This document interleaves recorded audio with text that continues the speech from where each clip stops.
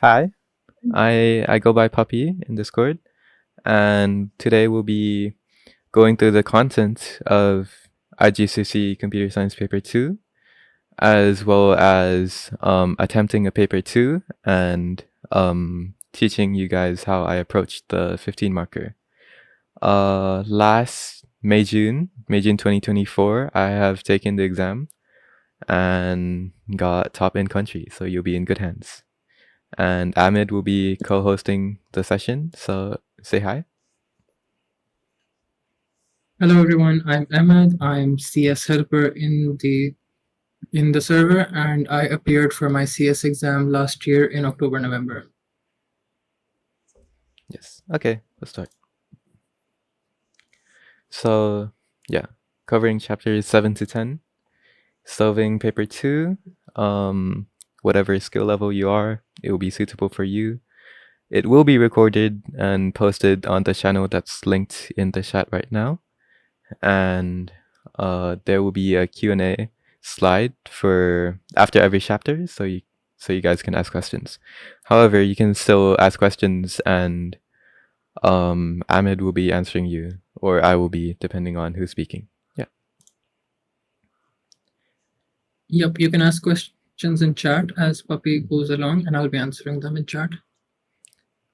So we'll start off with chapter 7 with the program development lifecycle, as well as, inserting chapter 8 in the design part, because pseudocode is in the design aspect and it's quite hard to introduce the whole chapter 7 without touching on pseudocode. So yeah.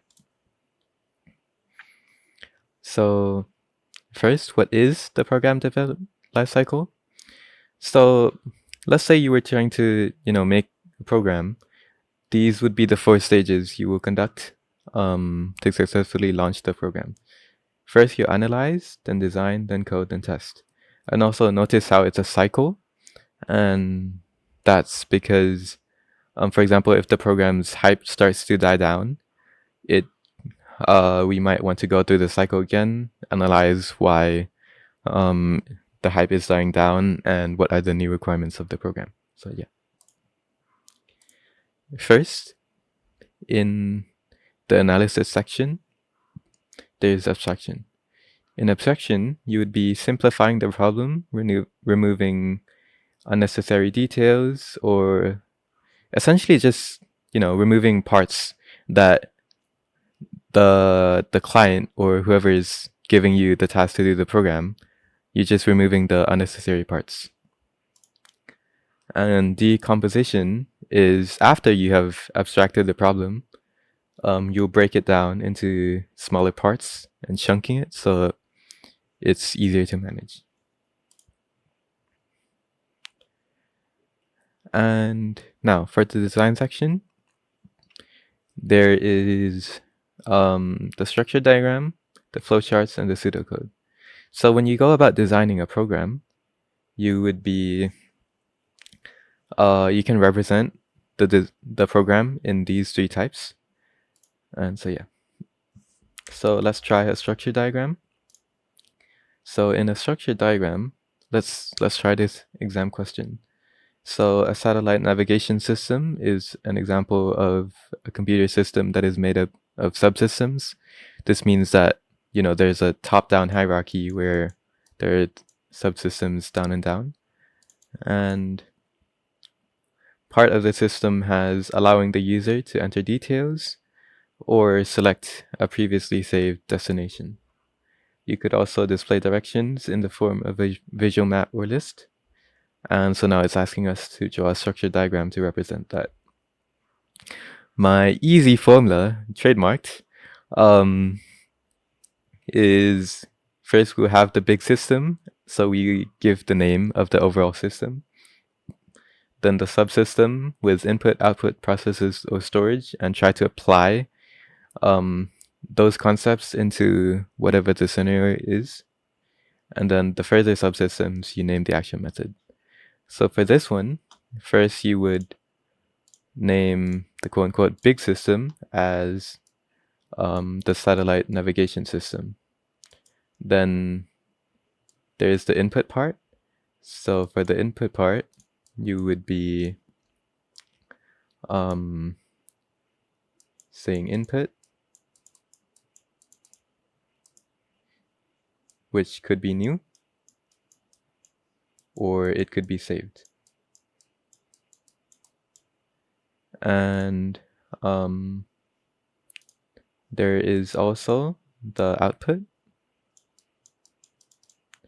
which could be a visual map or a list. And, just so everything is clear, I have the answer on the next slide. 1 second. Here.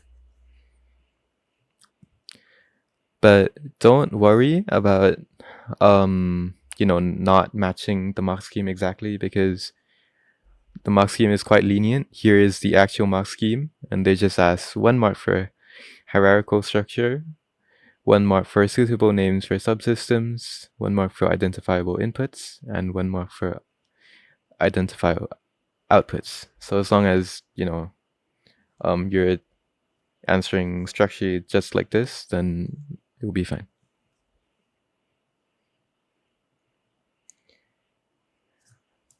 Next, we have flowcharts.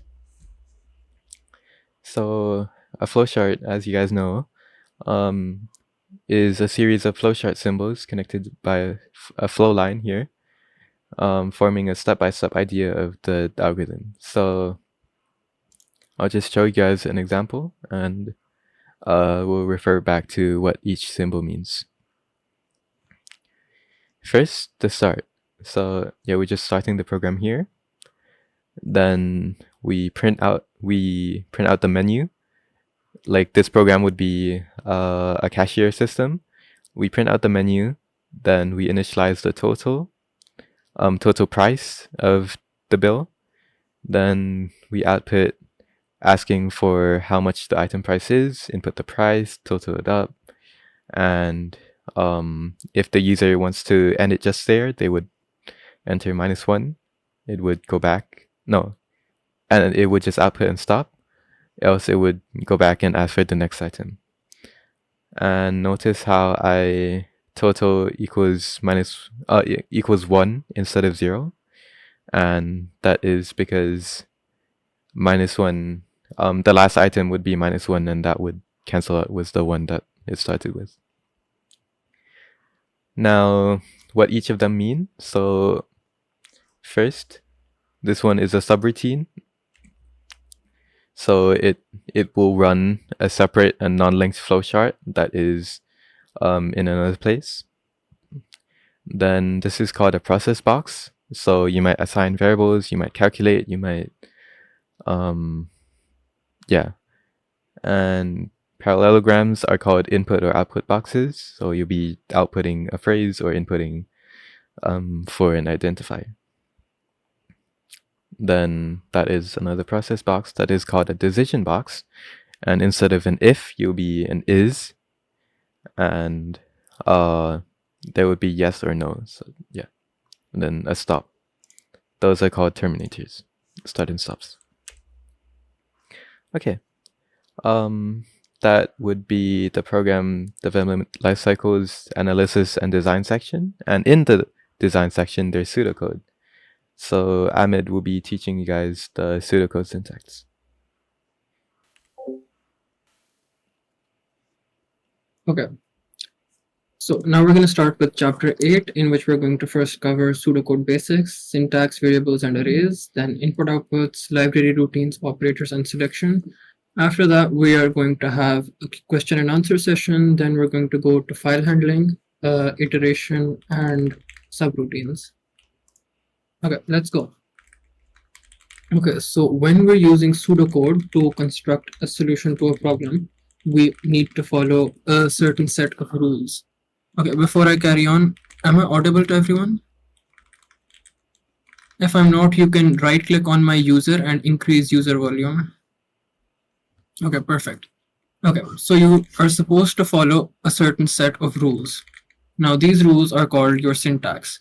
Now, some very basic rules would include that your keywords such as output, close file, read, repeat, they always need to be in uppercase. Secondly, your identifiers, they need to be in Pascal case. For example, team names and student marks. Now, you can never put a space between those two, and you can never use an underscore in your identifiers. Okay, moving on. Now we're going to talk about indentation. Now, when a new line is being made within a statement, we indent the new line by 4 spaces. Indent means that we're going to leave 4 blank spaces from the left and then continue with our statement. When assigning two variables in pseudocode, we use the arrow key, in which we use the arrow key, and we put the name of the identifier, the arrow key, and then the value we are assigning. The value could be another variable. The value could be an expression, anything. We have a small example of pseudocode towards the left of the slide, towards the right side of the slide, and here you can see an example of indentation where when we make a statement inside of the for loop, we leave 4 spaces. Okay, that's it for basic syntax. Let's move on. Now we're going to start with comments. Comments are added to make our program more readable and maintainable. So, for example, this is a program that swaps the values of two variables, x and y. Now, to a new programmer who has not written this code, this might be confusing. So we can add comments preceded by double slashes and a space, and then we write. And now these comments, they are ignored by the compiler. So they aren't part of your code. They're basically added as an aid to you in the future or some other programmer to understand the function of your code or understand the function of specific parts of your code. That's it for comments. Let's move on. Okay, now we have data types.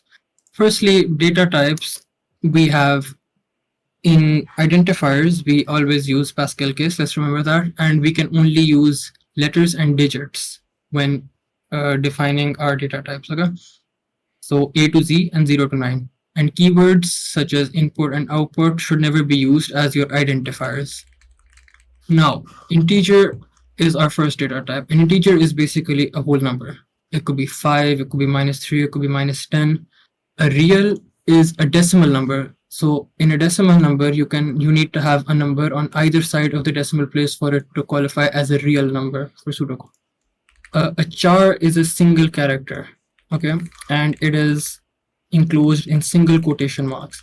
Unlike a string is a sequence of 0 or more characters and is enclosed in double quotation marks.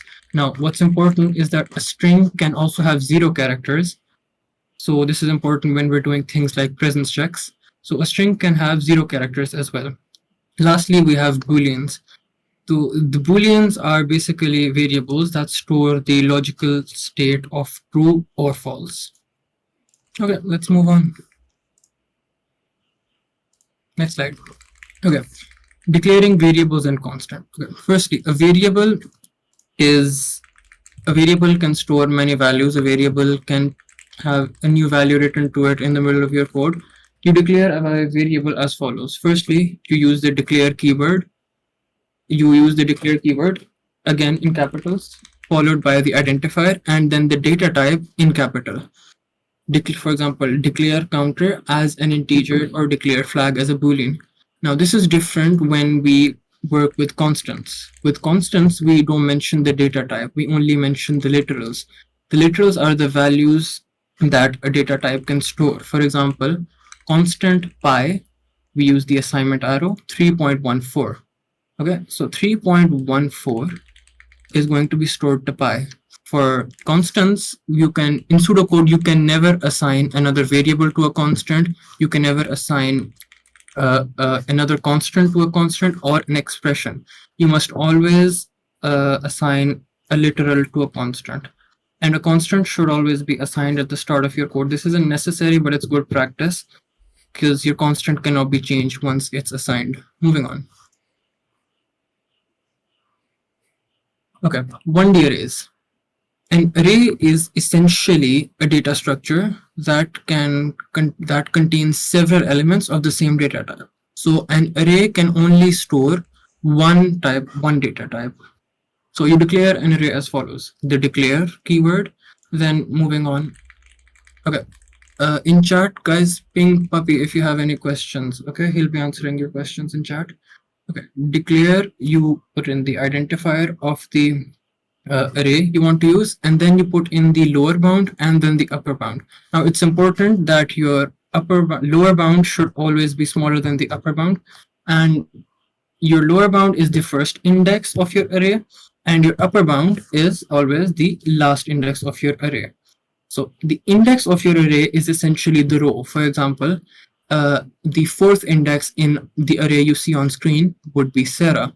So if we were to use this, and for example, if we were to output names index 4, we would do this by enclosing 4 in square brackets. It would output the string Sarah.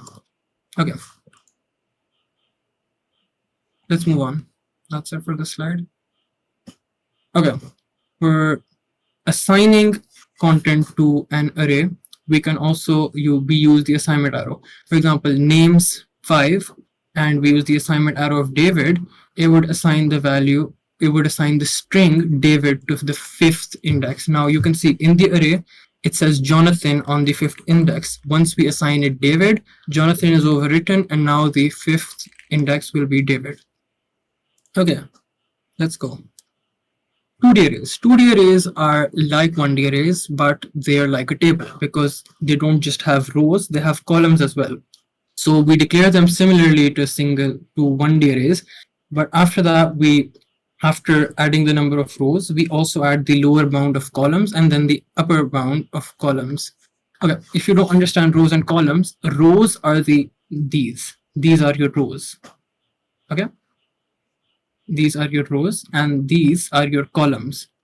Okay, so as you can see, as in the when we declare student marks as array 1 to 3, comma 1 to 2. When we're declaring, we always declare the rows first. Okay, you can, if you keep forgetting which one comes first, remember it as remote control. Rows, columns, remote control. Okay, so the rows are declared first. These, as Puppy marked, these are your rows, and then the columns 1, 2. Okay, so these are your columns. Now when we use 2D arrays, once again we do rows first and then we do columns. For example, if we were to do output student marks square brackets 2, comma 1, we would get the marks of student B in history, which would be 22, right? So I hope that makes sense. Okay, moving on. Chapter 8. Okay, that concludes syntax, variables, and arrays. We're now going to be moving to input, outputs, and library routines. Let's go. Okay, firstly, input and output. This is pretty simple. Okay. If we want to input a value into an identifier, if we want to prompt the user to input a value, we use the input keyword followed by the identifier that we are writing to. Now what this would do, it would prompt the user to enter a value, and then that value would be written to the identifier. In outputting, we use the output keyword, and then we would put in the expression that we want to be output. For example, if you look to the bottom of the slide, we prompt a user to enter your name, and then it inputs the name into student name. And you might be confused about what expression means in output. Okay, so over here you can see in the last line, output student name. Student name is going to be output the value inside of student name. Let's say the value is John. The string inside student name is John. Got score. The score of that student is 22, and then we have the string marks. Now once we run this would translate to John got 22 marks. I hope that makes sense. Okay, let's move on. Now we have arithmetic operators. We have the very simple ones: addition, subtraction, multiplication, division, and raising to the power of. These are very simple. But what most people get confused about is integer division and modulus. Firstly, what integer division does is it returns the quotient of a division operation with the remainder discarded. For example, 10 over 3, it leaves us a quotient of 3 with the remainder of 1. So div 10 3 gives us the value of 3. It gives us the quotient and discards the remainder. Now what modulus does is it finds the remainder of a division operation and then discards the quotient. So for example, 10 over 3 leaves us a quotient of 3 and a remainder of 1. Now mod 10 3 would give us a value of 1 as the remainder of the mathematical operation is 1. Okay, I hope that makes sense. Now we're moving on to logical and Boolean operators. Logical operators are pretty straightforward: equal to, less than or equal to, greater than or equal to, and not equal to.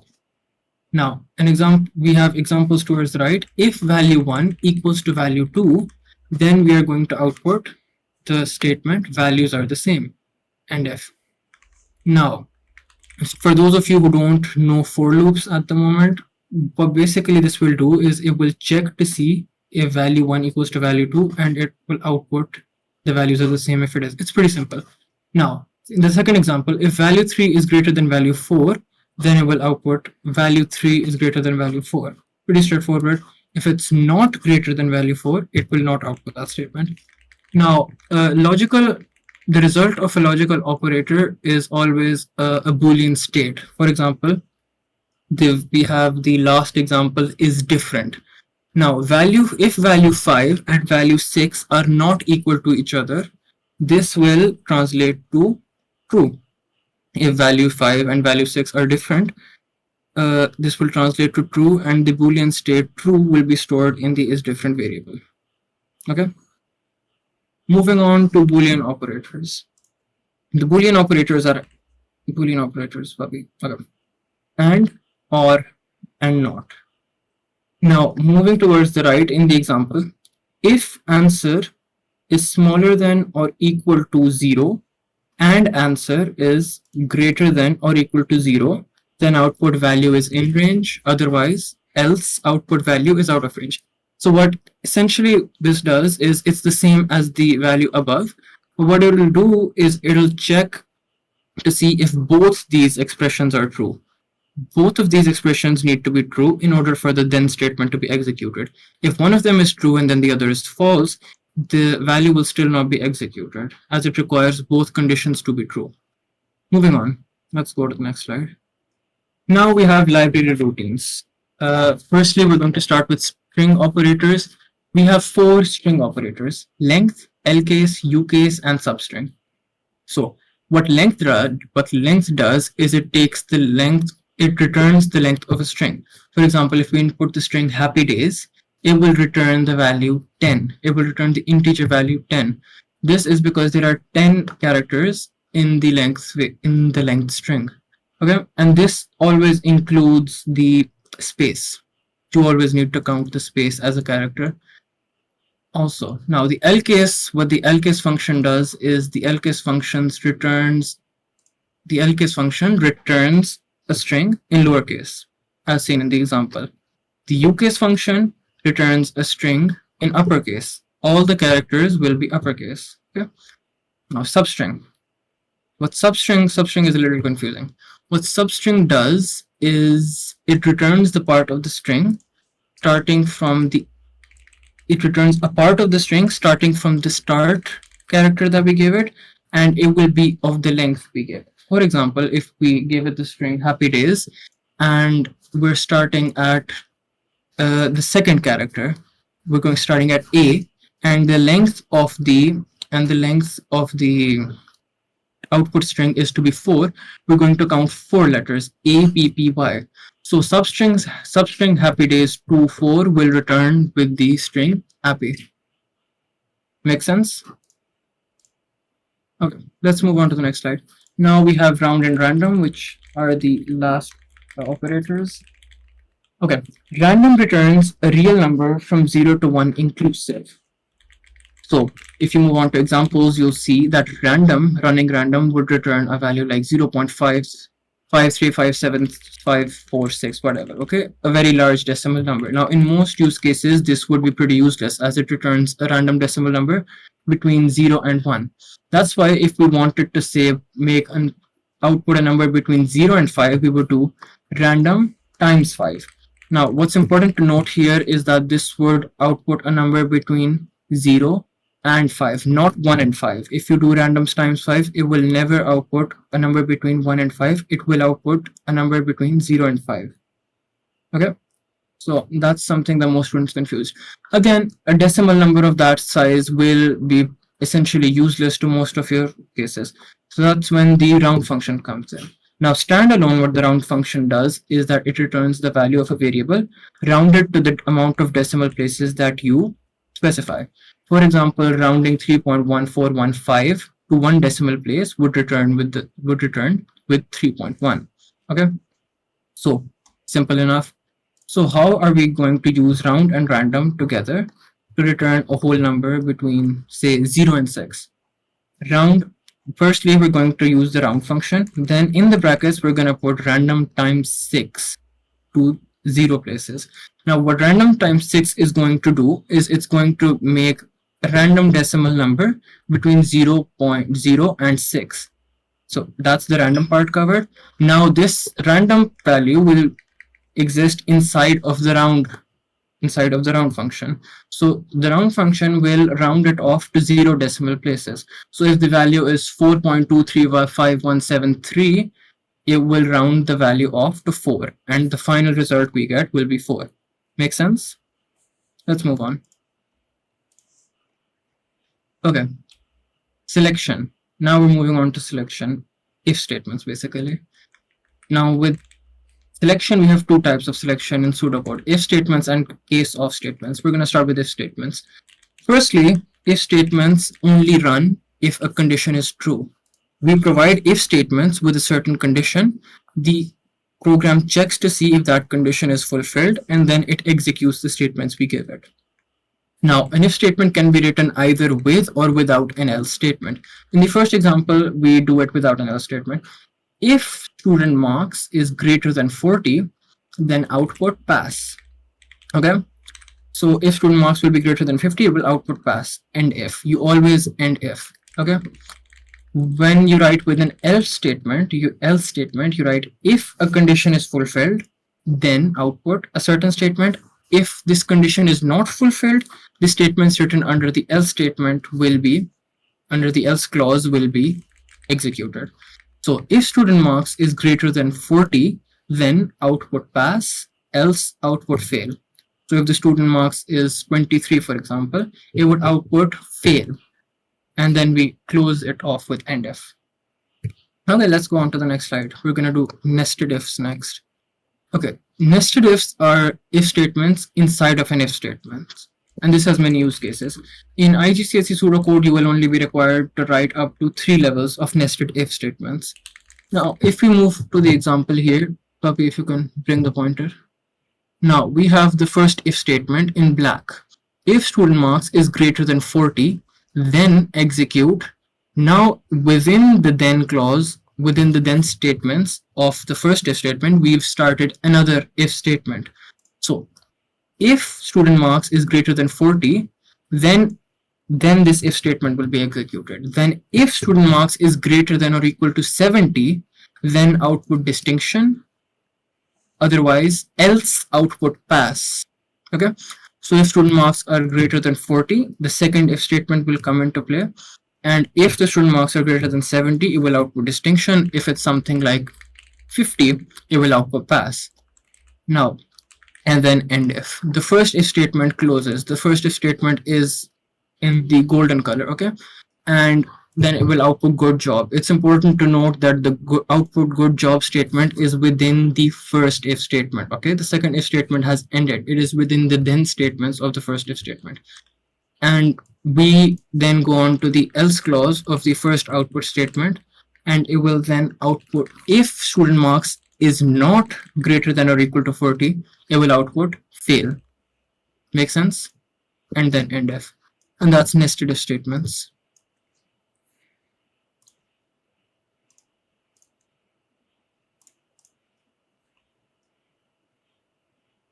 Okay, case of statements. Case of statements allow different statements of code. They allow one of several branches of code to be executed depending on the value of a variable. Okay, case of statements can be written with an otherwise clause and without an otherwise clause. This is shown in the examples here. First, we're going to do it without an otherwise clause. Let's bring up the example. Okay, so this is a program that takes in a number as an input and then displays a message. So what a case statement does is that it checks to see if a case applies. For example, when a case is applied, the statements in front of that case are executed. So input number, we take an input of a number and begin case of that number. Now, if that number is 1, the output will be lucky number 1. If it's 2, the output will be cool number 2. If it's 3, awesome number 3, 4, great number 4.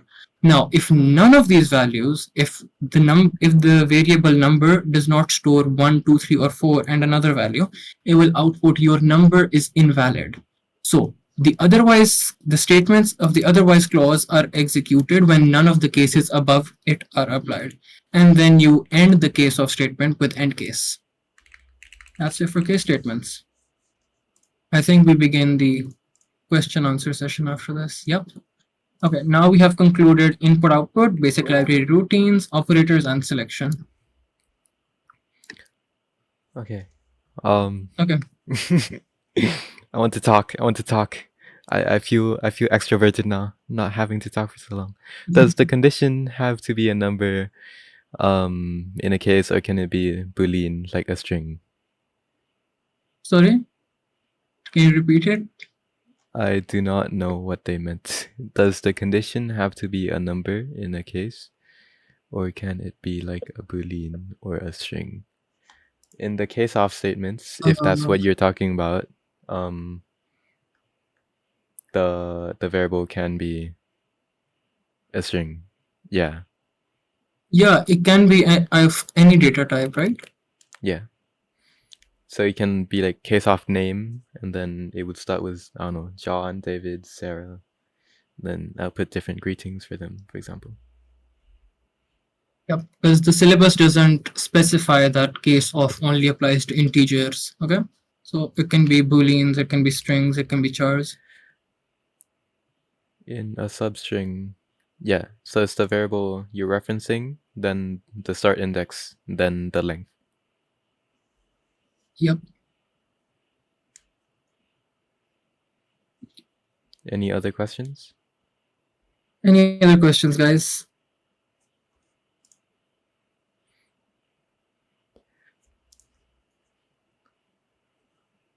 That is allowed. Any single statement. So you can do one statement, but if you do multiple, you can't. So if you want to do multiple statement, in the case of something, then you would be using a procedure or a function instead, which you learn in a bit. Yep. And the syllabus specifies that you should only keep your case of statements to one line. If they exceed one line, you should use if statements instead of that. So you can go on to use nested ifs for that. Okay. Someone asked about substring. So the start index is where the part of the string you're trying to extract starts. For this instance, you're trying to get appy, and it starts with A. A is the second index, second position. So that's the start index of 2. And the length is 4, so it becomes appy. I've heard what do you mean by indenting. So indenting basically means, writing the code, like putting a space before or a tab before writing the code. Or here, for example, you're putting space before because it's in the case off section. That's what indenting means. Can you show the nested ifs again? Got to look at it.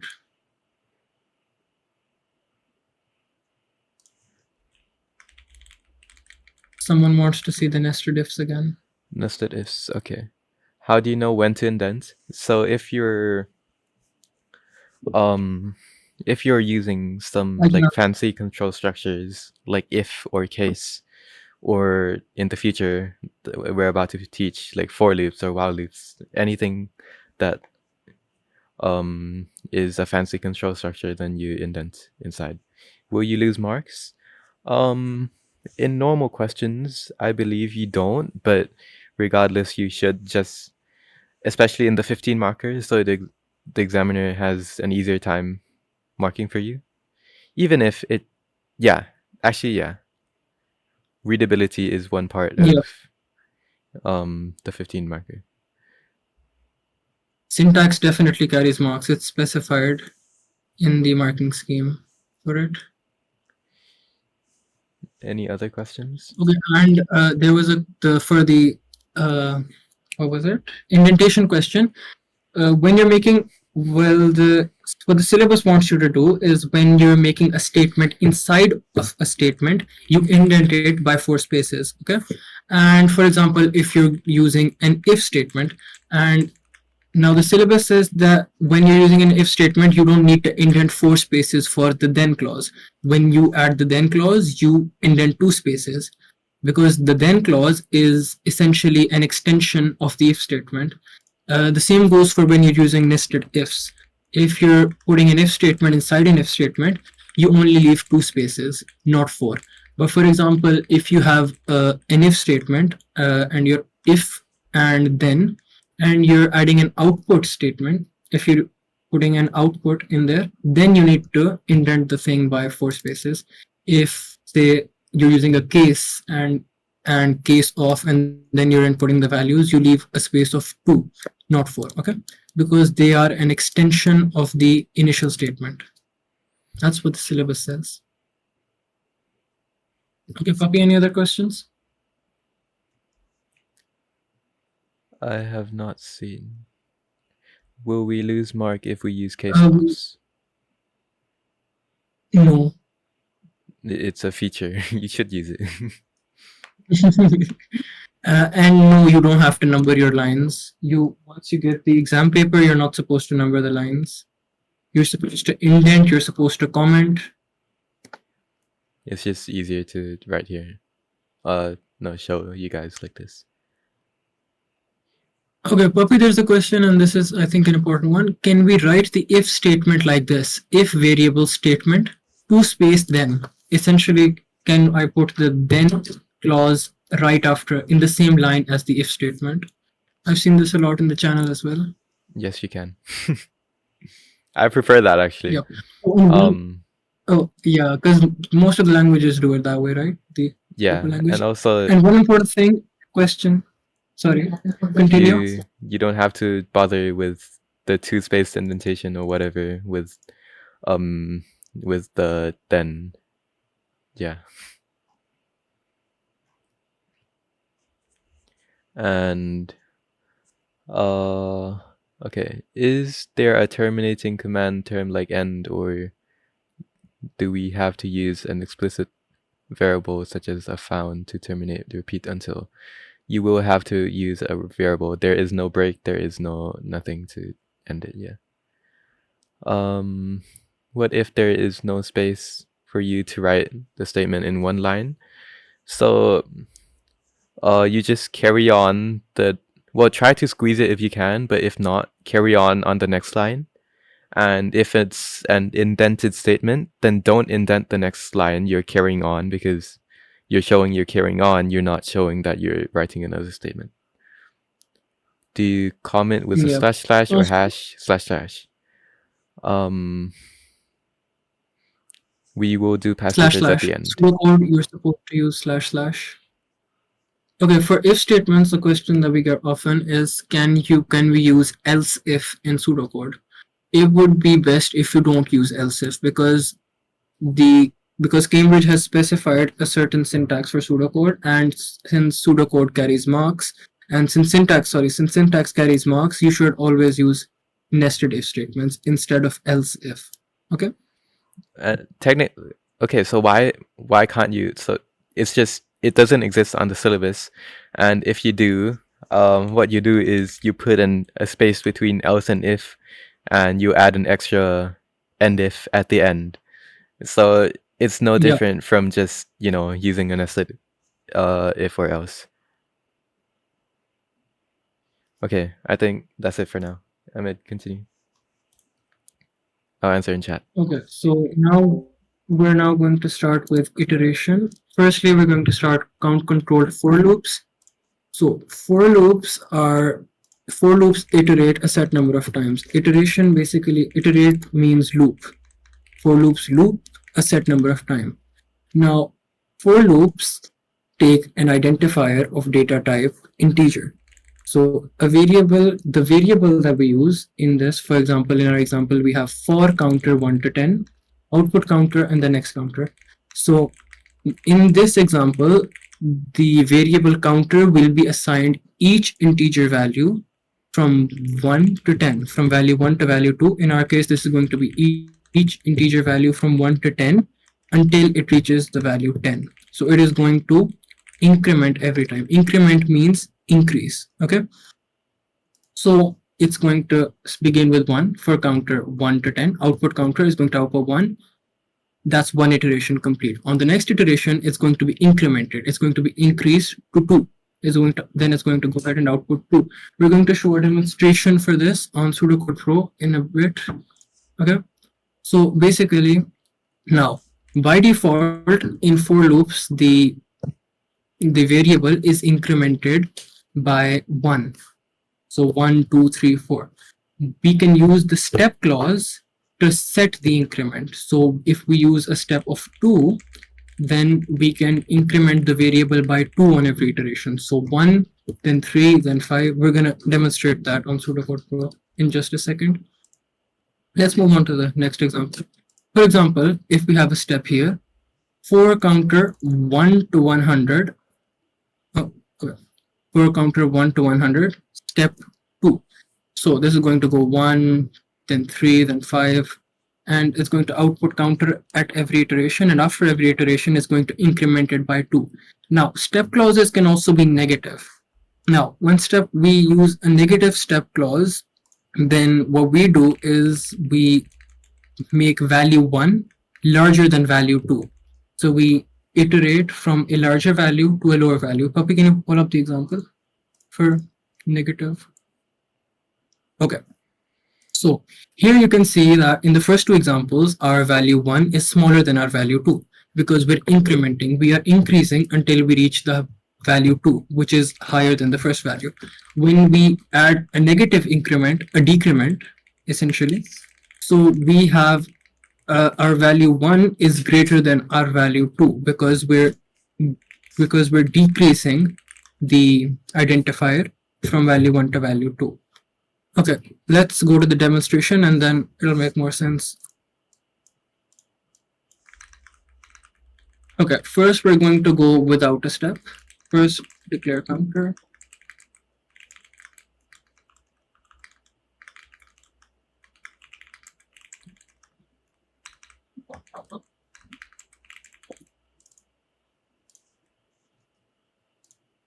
Now, when we run this, after every iteration, counter is going to be incremented by 1 and it's going to output numbers from 1 to 10.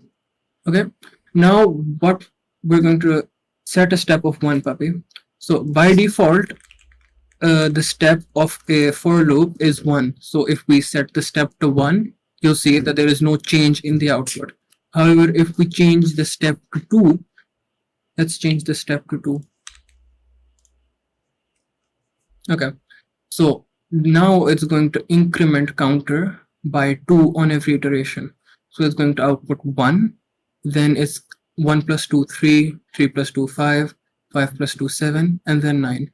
But when it reaches 9, okay, what's very important is that if an iteration causes the value of the identifier to cross the second value, the loop will terminate. Now this might not make sense. I'll repeat. If an iteration causes the value of identifier to pass value 2, the loop terminates. You can see this as we have 9, right? Now the code would have iterated, and when the code iterates with a step of 2, 9 plus 2 would have been 11. This would have given you 11. But our upper bound in this is 10, is the higher value, which is value 2. It's not, it's higher, it's lower than 11, it's 10. So it can't cross n. Hence that iteration never takes place and that increment never takes place. I hope that makes sense. Okay, now let's move to the next slide. Yeah, that's it for loops. Okay, now we have post-conditional repeat and preconditional while loops. So the repeat loop, what repeat loop does is that the conditions inside a repeat loop will be executed at least once. So the repeat loop contains a condition at the end. After every iteration of the repeat loop checks to see if a certain condition is fulfilled. Now, if that condition is fulfilled, the repeat loop will terminate. However, if it's not fulfilled, if the condition evaluates to the Boolean value of false, it will keep iterating until it evaluates to the Boolean value of true. Okay? So, what we're going to do is see an example. Now, this starts a repeat loop. Repeat loop starts output, enter the password, and it will prompt a user to enter the password. Now the password will be one. Now the password in our case is 12345. Now until the user enter password equals to 12345, the repeat loop will keep looping. Okay. Now I hope that makes sense. Going over to while loops. Now the while loop is a preconditional loop. The condition in a while loop is tested before the statements are executed, and the statements will only be executed if the condition evaluates to true. Okay. For example, while condition is true, do statements. So the statements are only going to execute when the condition evaluates to the Boolean value of true. Okay. So the loop might never iterate. So if we start the loop, if the control is given to the while loop and the condition does not evaluate to false, to true, and it's false, this loop will never be executed. At every iteration after the statements are output, what the loop does is it checks to see if the value remains true. The second the value becomes false, it terminates. Now in the example here we have output, enter the password. It prompts a user to enter the password. So while password does not equal to 12345, output incorrect password and prompt the user to enter the password again. So it's going to prompt the user to input the password again and again and again until it's 12345.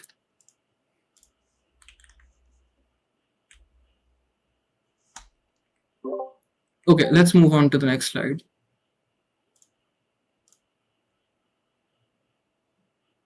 Now we're going to start with subroutines. Firstly, we're going to do procedures, then we're going to move on to functions. So essentially, a procedure is a set of programming statements that are grouped together that can be called to perform a certain task at any point in the program. Okay, please go slow here. Okay, I'll explain this in detail since a lot of people don't understand that. So we use subroutines when our program has certain tasks that are repetitive. So if, for example, our program needs to print 10, for example, our procedure needs to output the menu again and again and again, instead of typing out the meat, beef, pork, vegetables, carrot, lettuce again and again and again, we can just define the procedure, the subroutine at the start of the code, and then we can call it anytime inside of the code. So what it essentially does is that it allows us to call repetitive tasks easily. Now this is how you define a procedure. You use the procedure command, you give the procedure a certain identifier, and then you input the statements that are going to be executed once the procedure is called. If you don't understand what being called means, we're going to explain that in 1 second, okay? So look at the example here. The procedure is, the identifier of the procedure here is print menu, and what this does is it outputs 2 output statements containing foods, okay? And then we can end procedure, okay? So when we call a procedure, we use the call keyword, okay? Call followed by the identifier. So here we output the string, hello customer, please look at our menu. And then we say call print menu. So this is going to output the string, hello customer, please look at our menu. Then it's going to call the print menu procedure, and then the statements within that procedure are going to be executed sequentially. First, it's going to output meat, beef, and pork, and then it's going to output vegetables, carrot, and lettuce. Okay, so this is how we use procedures without parameters. Procedures can also be used with different parameters. 1 second. The parameters entered in a just to emphasize on the use case of procedures, right? So for example, the customer, maybe you run into a new customer, so you would call print menu again, so you can print the menu again. Or if the customer wants to reorder again, you can call print menu. Yep. So basically, we streamline tasks that would have been repetitive. Excuse me, just 1 second.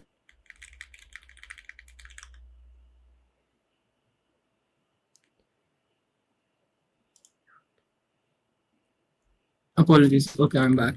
Okay, so this was an example of using procedures without parameters. We can also use procedures with parameters. Okay, let's move on. That's done. Next, you can also give their parameters. Now, we've seen one use case of this. Okay, now we're going to see a procedure with parameters. The parameters that we enter into a procedures will be used as variables in the statements of the procedure. For example, this is how you declare a procedure with parameters.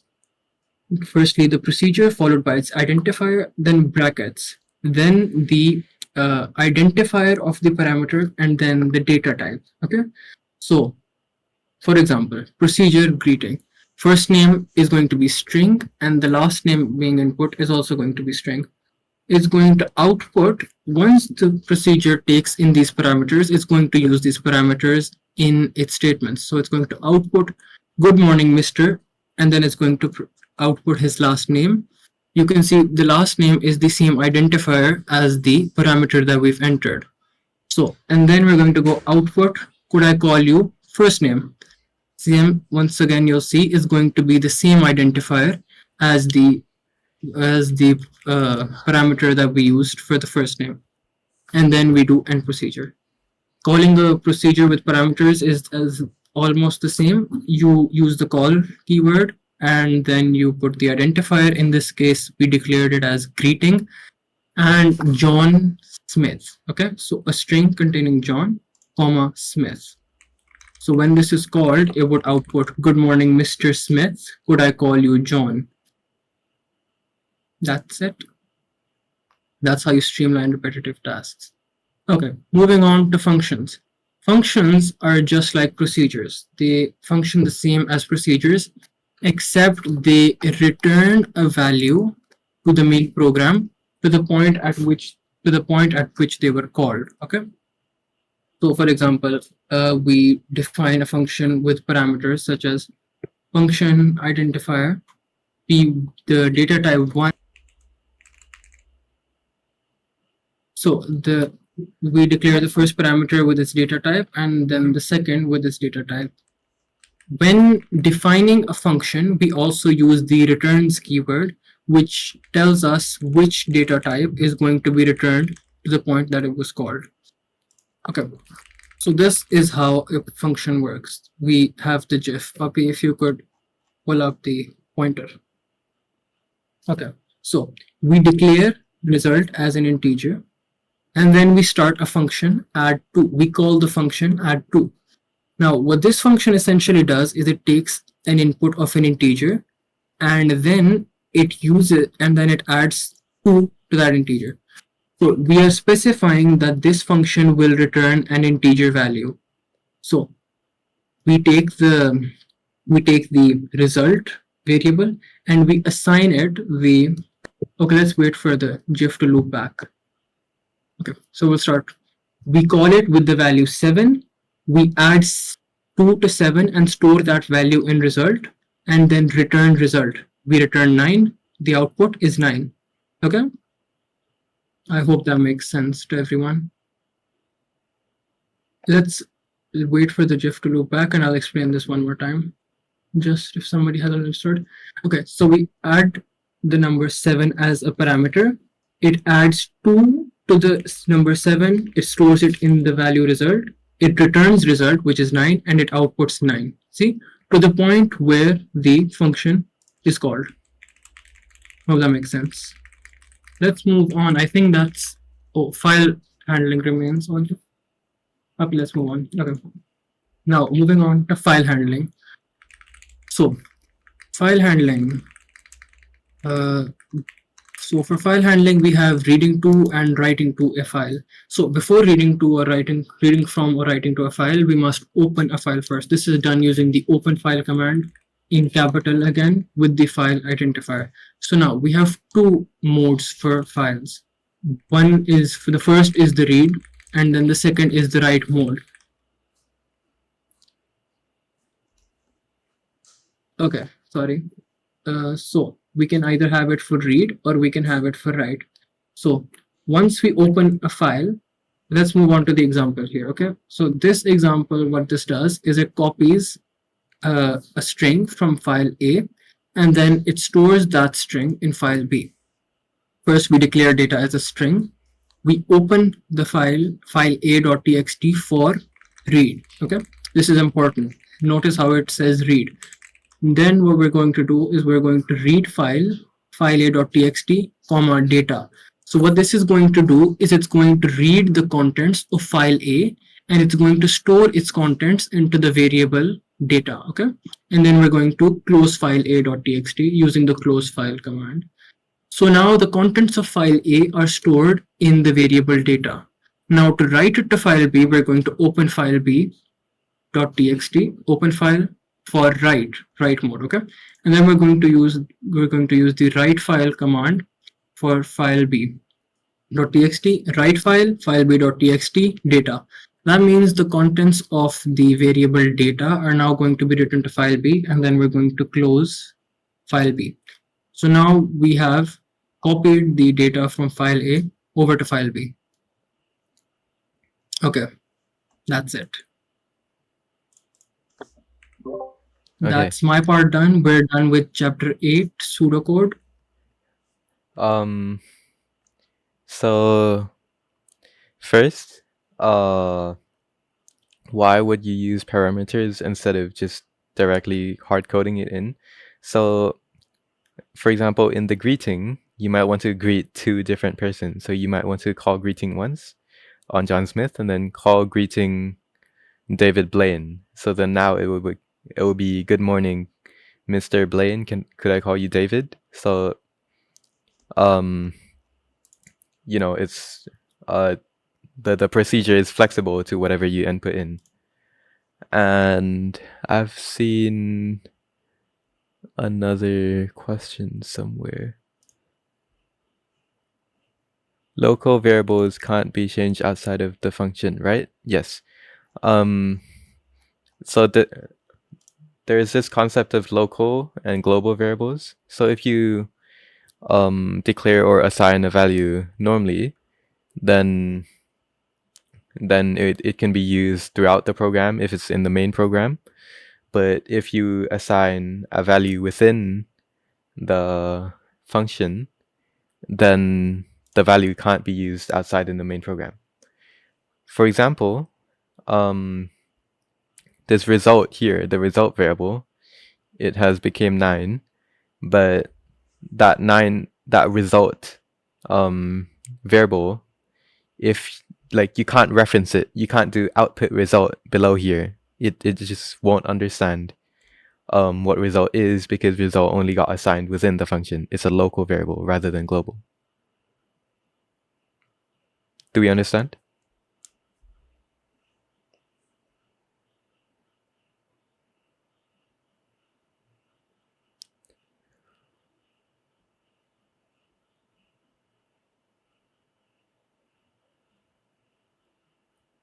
Return and call, yeah, they're specific to each type. So in procedures, you're calling because you're not returning to a function, so you're just calling the set of instructions inside. Whereas in functions, now you actually have to use the value. So you either output the value, you assign the value somewhere, or do something with the value. So now, for example, you could also say like answer is add 2 of 7. So now this answer can actually be reused somewhere. Rather than output result, that does not work because the result got assigned within the function. So it didn't get returned, well, it got returned out to the output statement, but the variable result itself is still in the function, so you can't do output result because it won't know what value result is because it only got assigned within. It's a local variable. We have not gone through 15 markers yet, no. Can it be used in other... So yeah, it can't be used in other parts of the code, as in the variables that got assigned or declared within the function. But if the value is returned, for example, you say answer is add 2 of 7, now this answer variable can be used anywhere because now it's declared outside. It's a global variable.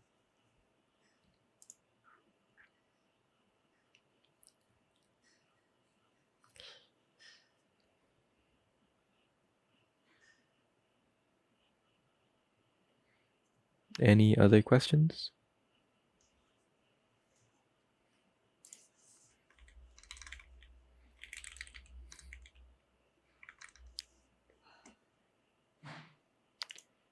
What does return do? So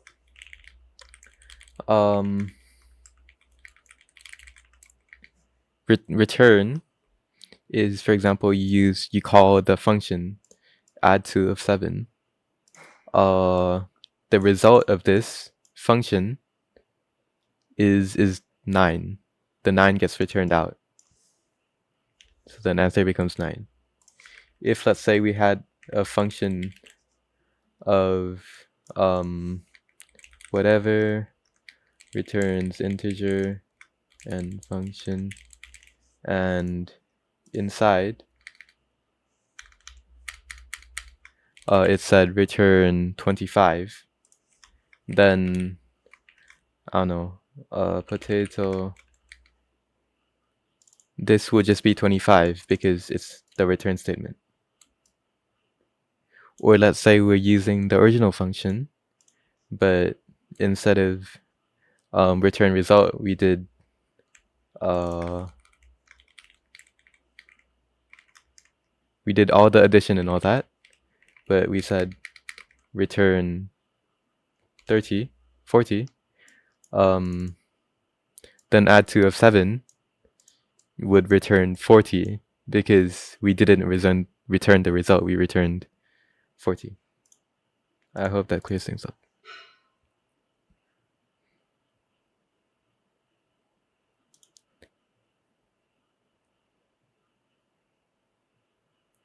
Does 9 get outputted or does 9 get stored in the parameter? So 9 gets to be the result, it's assigned to result, and then result is returned, so then 9 is returned to the output.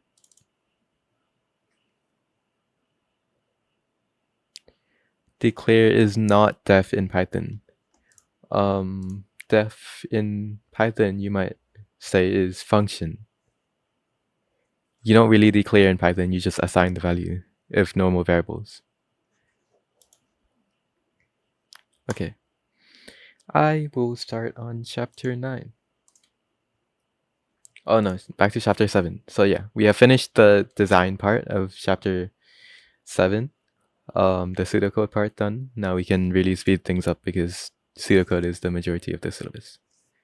Yep. So in the life cycle, you would have coding, and coding is development of the actual program in real languages. So pseudocode is the fake language, and normally they would just use pseudocode just to plan. So regardless of what language you specialize in, you would understand this code because they're supposed to be like English-like statements and they're mimicking real code. In testing, so purpose of test data is to check the program works and it rejects any invalid data, etc. By the way, for all the chapter 8 things that is for all the chapter 8 things that has like mock scheme keywords, like for example, what's the difference between global and local, or whatever you think they might ask in chapter 8, you can check in Pupnotes for the answer to like actual wording answers, like mock scheme answers. So, okay, back to testing. For example, the program takes only accepts integers between 1 and 10. First, you would test normal data, like 2, 4, or 7, because it is in 2, 4, or 7. It is in 1 and 10. There's abnormal data, where it's data that's supposed to be rejected. For example, ABC, 976, like that. Extreme data, so whatever is at the edge of being accepted while still being accepted. Now there's boundary data. So if you want to boundary test for accepted values, it would be 0 and no, it would be a 1 and 10. And if you want to test for its rejected boundaries, then it would be 0 and 11. Yeah.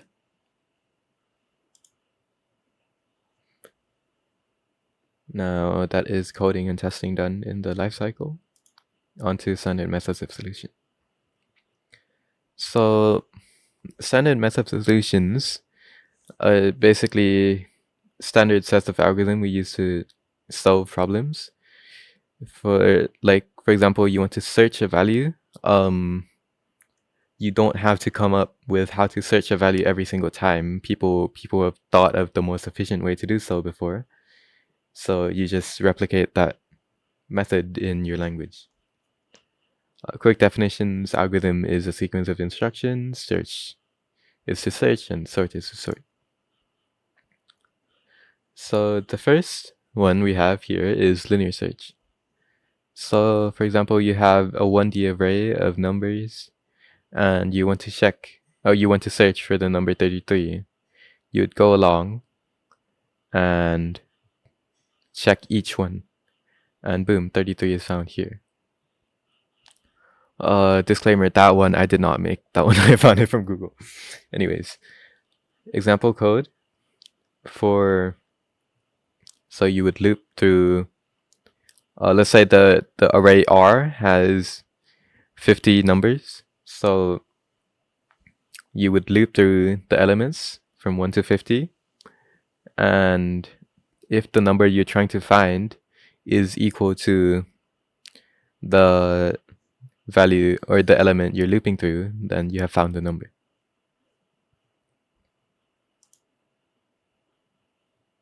Hello, today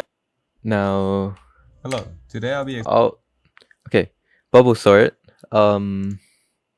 I will send you guys a link on YouTube if you can't hear the stream, but if you can, then just watch the stream. Hello, today I'll be explaining the basics of bubble sort, the swap optimization, and the index pass optimization. So first of all, what is bubble sort? Bubble sort is a fundamental sorting algorithm that works by repeatedly stepping through a list, comparing adjacent elements and swapping them if they are in the wrong order. And to make this easier, let's use numbers from 1 to 5. So let's mix them up first. Now, what it does is it would flip the first two numbers and check if the current number is larger than the next number. If so, it swaps. Now it moves on to here, whether this is greater than this. And 5 is greater than 2, so it swaps. Greater than 3, it swaps. And 5 is also greater than 1, so it swaps again. Now this goes again 3 more times. 4 is greater than 2, so it swaps.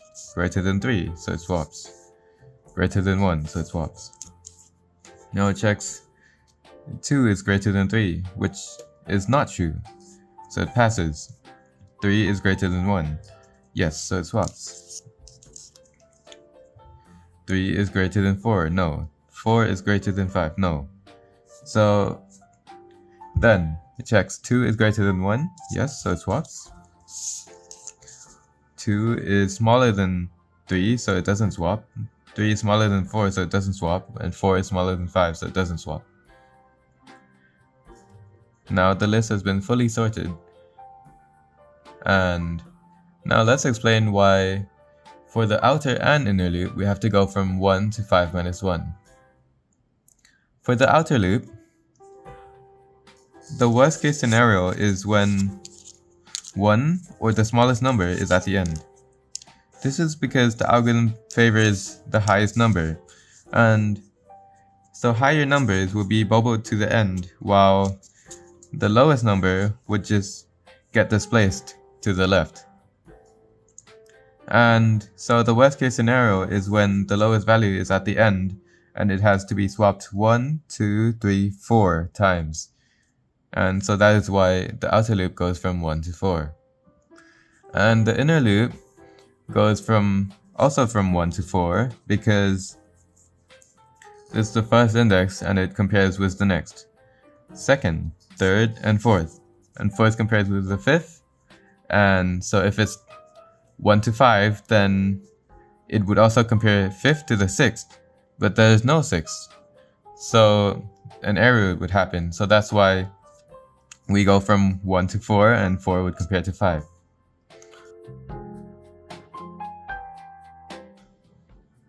So now let's explain the swap optimization.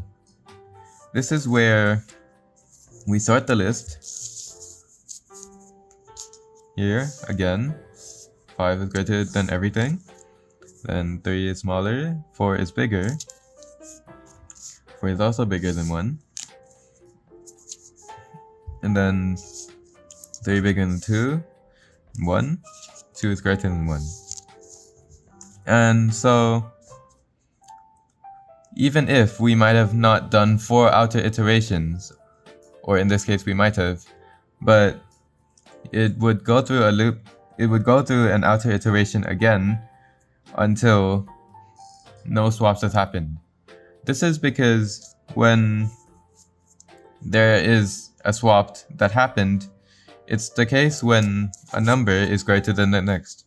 So if each number is smaller than the next, no swap can happen because they are already in ascending order. So that's why when no swaps happen, the list has been fully sorted and we can end the loop.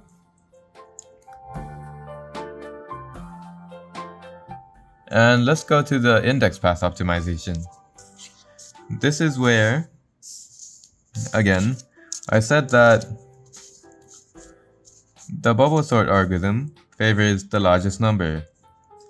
So let's say on the first outer iteration, 4 is smaller than 5, 5 is greater than 2, and 5 is greater than 1. So notice how the largest number always goes to the end. So after the first iteration, we can know for sure that the largest number is at the end because regardless it would be bubbled up and swapped to the end. And so now we know that the largest number is already at the end, so we can just check these 4 numbers instead of checking all 5 since we already know this is in the correct place. So we can just only sort this instead. And so now 4 would be swapped. 4 is greater than 1, so it would swap with 1. And 4 is greater than 3, so it swaps with 3. And notice how the second highest value is now at the second last place of the list after the second iteration. And same for if we check here 1, and so we can only check this after the third, but this is already sorted. The point here is after x index has passed, we can ignore x as much elements because the largest value would have already went to the end.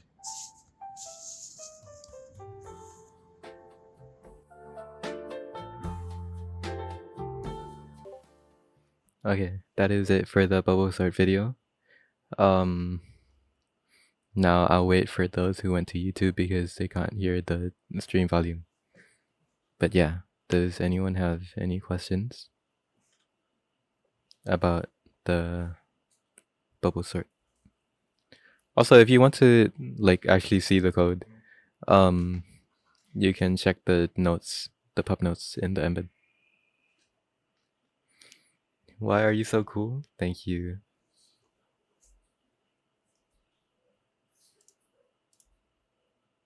Pupnotes are in the bot that keeps messaging. Or you can type Pupnotes in bot spam.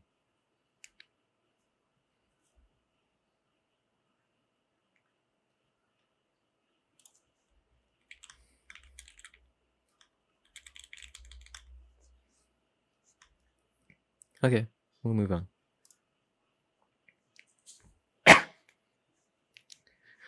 For counting, totaling, and finding an average, that's also considered a standard method of solution.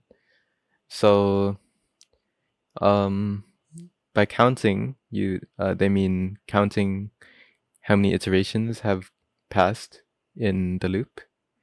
In totaling, you're summing values when you input numbers, for example. And finding an average is basically finding a mean. Although average, I know a mean is a type of average, but you're in CS, you're not in math, so an average is mean. Anyways,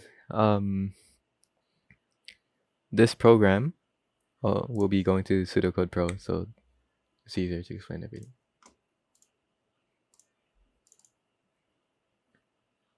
Wrong one. Oh no, I lost my program. Okay, let's type it out.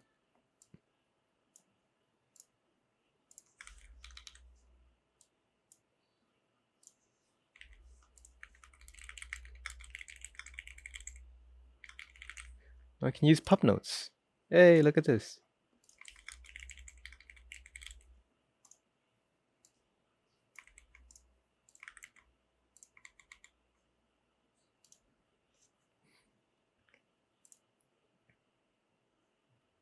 Okay.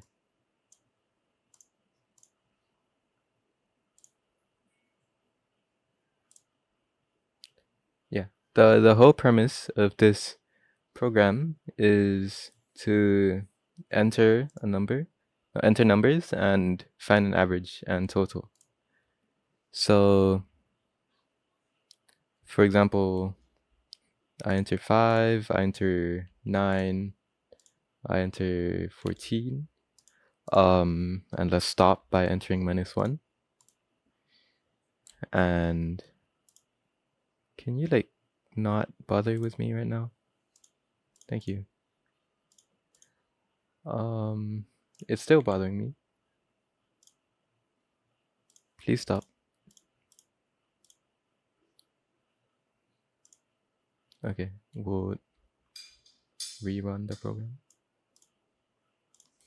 5, 9, 14, and let's stop. And so we have entered 3 numbers, excluding the -1 to quit. Our total 5 plus 9 plus 14 is indeed 28, and the average is 9.3. Also,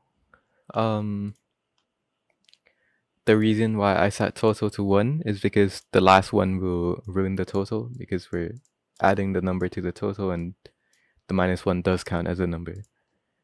Also, I have set count to -1 because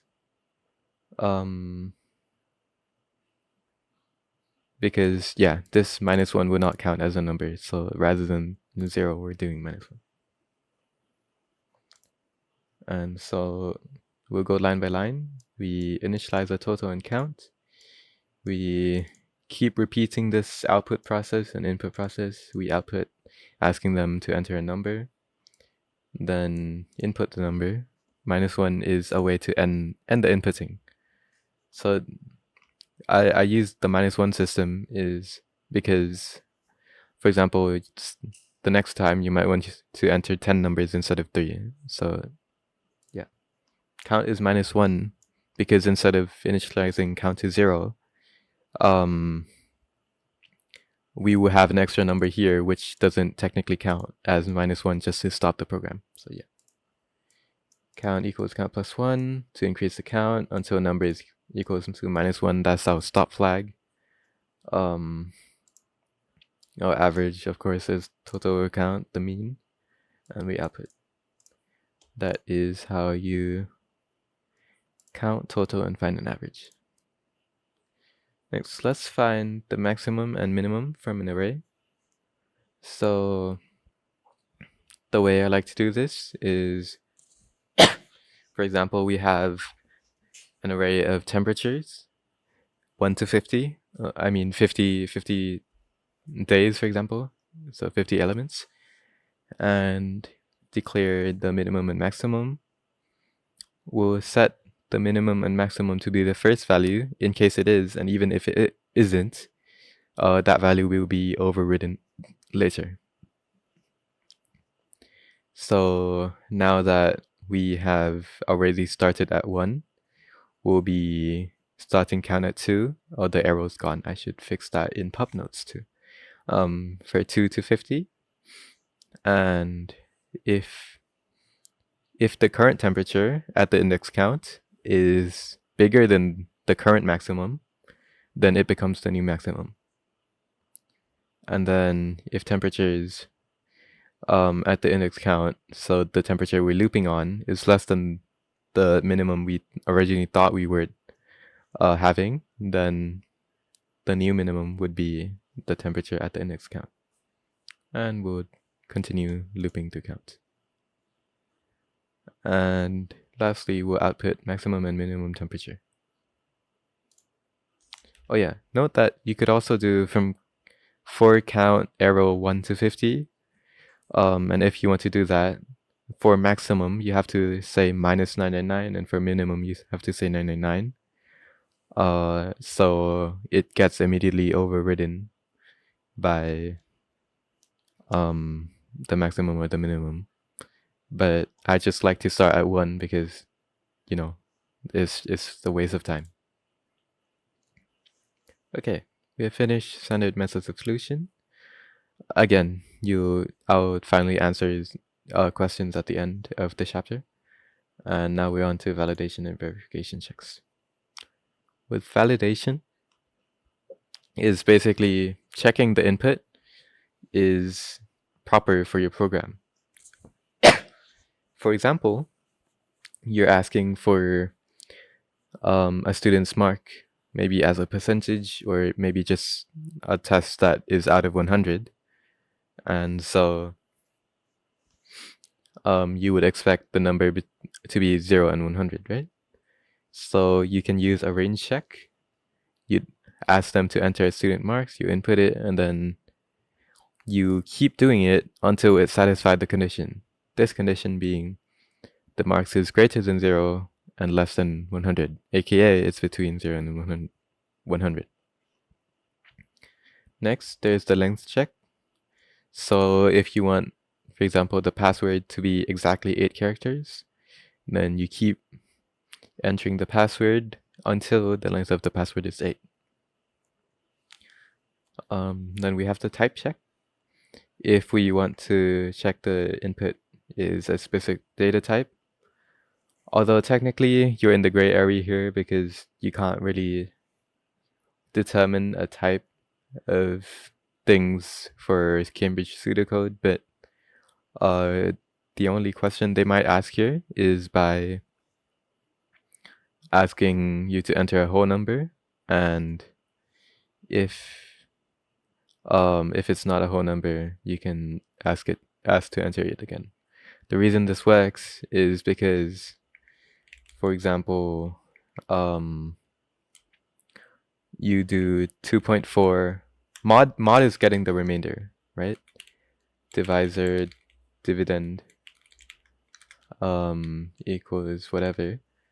And so you're trying to get the remainder. If you're trying to divide 2.4 by 1, the remainder would be 0.4. But if you divide a whole number by 1, let's say 10 divided by 1, the remainder would be 0 because it perfectly fits to 10. That's why you can check if it's a whole number or not. Or if you want to count it an integer, you can, I guess. Now let's continue with validation. So you can check the presence, enter your email address, and if we enter it until the email address is not blank, this sign being not equal to. The format check is where you're checking it to be a specific format, like for example, a serial number or a code to begin with ABC. So please enter a serial number, and we'll take the three first characters and check if it's ABC. This works because 1 is the start index, so this is the first character, and you're using 3, length 3, so first, second, and third. Now the check digit. Check digits is typically on barcodes, and it's when you calculate all these front digits and then put it into some random algorithm or some calculation method, and you would get a check digit at the end, 3. So now when, let's say, a cashier, the accountant, or whatever you call them, they type in the book code or the barcode, whatever, assuming they can't scan it because the barcode got damaged or whatever, they enter all the code. We would get the first digits except the last one, so I'm doing -1 here, and we're calculating the check digit by some unknown function named calculate. This is the unknown function, and we check whether the last digit, which the last digit would have the position of the length of the string, of length 1, so just 1 digit here, is equal to the check digit we just calculated. This code you don't need to know because there is no algorithm you're supposed to know for check digit. So basically, you're using all the first numbers to calculate a last number, so then next time you re-enter the whole code, you can check whether the last number is the same. If the last number is the same, that means you didn't mistype it. Now in verification, you want to ensure the data is copied correctly from one source to another. For example, for your brain to the password entry place. So you can do a visual check or a double entry check. These are 2 types of verification. The visual check is where you look at it, you tell the person to look at it, and yeah, that's a check. So you can press the I button on the password, for example. Or for the double entry check, when you typically go make a password, it would ask you to enter the password again, just so they know that you have entered the correct password when you set it. This would be the code for visual entry, outputting the password for them to check and type yes to confirm, or entering a password, entering another password, and checking if they're the same. So that's the double entry check. Now, lastly, in chapter 7, we have trace tables. So, basically, you have a flowchart or pseudocode given to you, and you're trying to trace the values throughout the program. This is my easy formula, so initialize the variables, then mostly they're loops, so write the corresponding values, etc. I'll go through it with you guys. So here, complete the trace table for the input data. Normally I try to understand what the code is first. So let's see. It initializes total of 0 and then a count of 0. And then it wants us to input a value. Then, so I assume this is some totaling program. Or yeah, I see here average. So probably both totaling and averaging. If the value is 0, it's going this way. That means when you type 0, it wants the program to calculate an average and output the total and the average. Or if it's not 0, then we continue. If it's -1, then it's a stop. So as you can see, normally you stop when it's -1. And then if it's the regular value, so it's not -1, you just total up the value and you increment the count. It would go over and over. So let's see. Let's say 25. 25 is a normal, no, let's start with initialization, right? So they started at 0 here and 0 here. Now, 25 as a value inputted. So it would be here. And the value is not 0, so we're not doing all this fancy stuff. It's not -1 either, so we're continuing. And total would increase by the value, and the count would increase by 1. So total would increase by 25, and count would be 1. Next, 35. Sorry about my handwriting. That's 60. And then it would be 2. Next is 3. Sorry. Oh.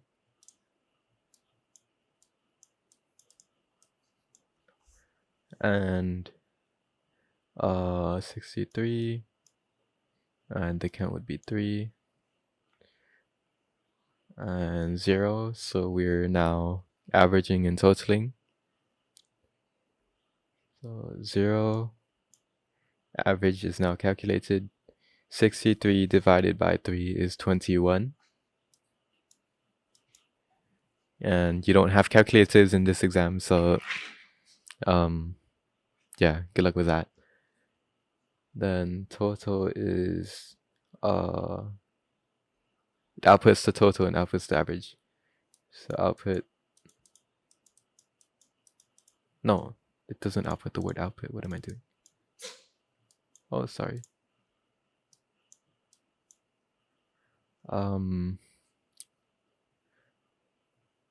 Total is 63. Calculators are not allowed, yes.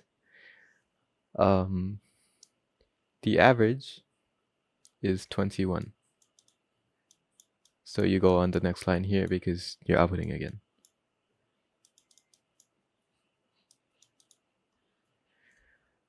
And then you guys have seen me do this, so I won't continue with that.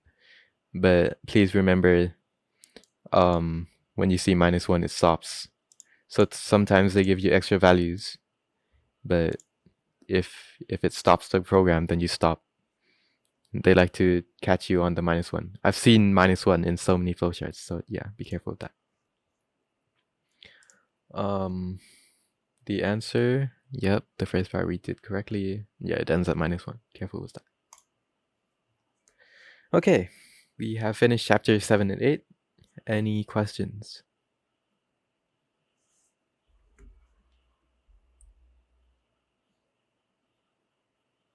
One of the most asked questions was in the average, totaling, and counting pseudocode. Why was count -1? They didn't seem to understand that part. So if you could revisit that. This one, right? Yep. Okay. So For example, we made count to 0. We start at 0. That's supposed to be normal.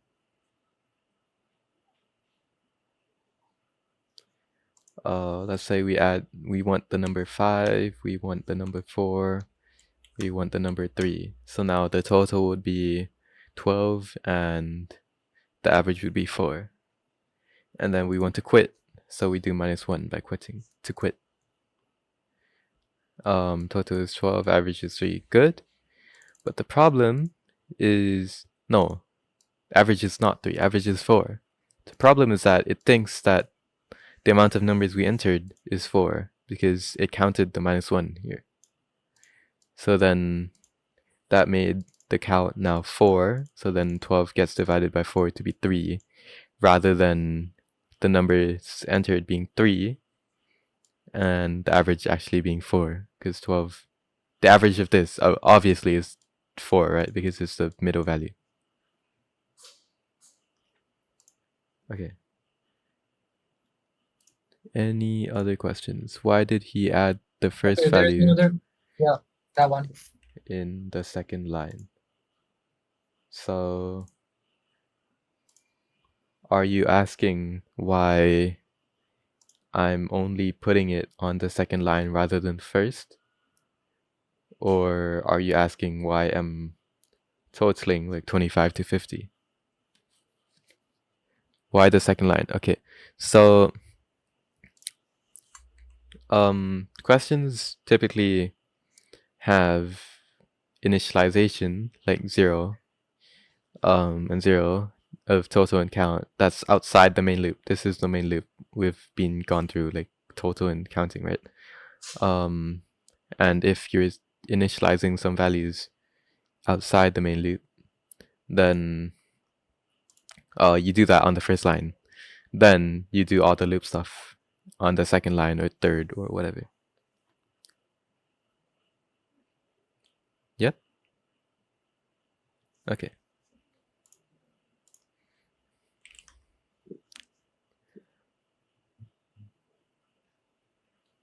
Isn't it better to use while loop for totaling and averaging? Did I not use a while? Oh, I use a repeat. Either works. I just like to do a repeat, especially when you have -1, because it's pretty clear, like you're repeating until you get a -1, you know?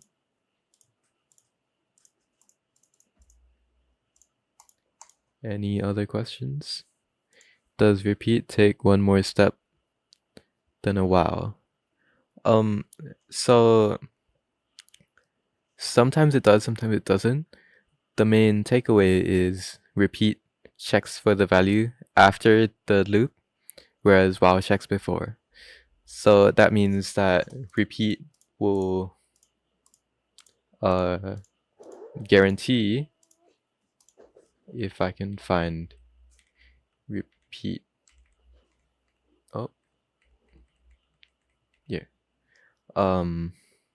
You see, you're already repeating, you're already doing the stuff. But while loop checks here and then does the loop. That means if the first time they enter the password up top here is already 1, 2, 3, 4, 5, then it won't go in the while loop because you're already testing the condition here. Whereas here, you're doing whatever first, then you're checking here.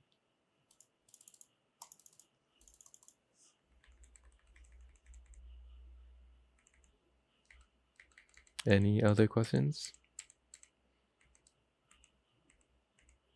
I'll move on to chapter 9 then. Okay, chapter 9 is all about SQL. So, first I'll introduce you to single table databases, which is all you'll do for IGCSE Computer Science SQL. And then how you should suggest basic data types and what a primary key is and how to suggest a suitable one. So here is a single table database. It's basically like a collection of data in a table, in one table, right? Because single table. And for example, in this case, we want to keep data of different customers. So their first name, their last name, their country. This, the column, Cambridge likes to call it a field, and the row is called a record. So one record of data is Maria Kramer from Germany that has customer ID 1. And the field would be the field of first name would have, these different first names. A cell, a data item, a column value is just one rectangle, and a table is everything.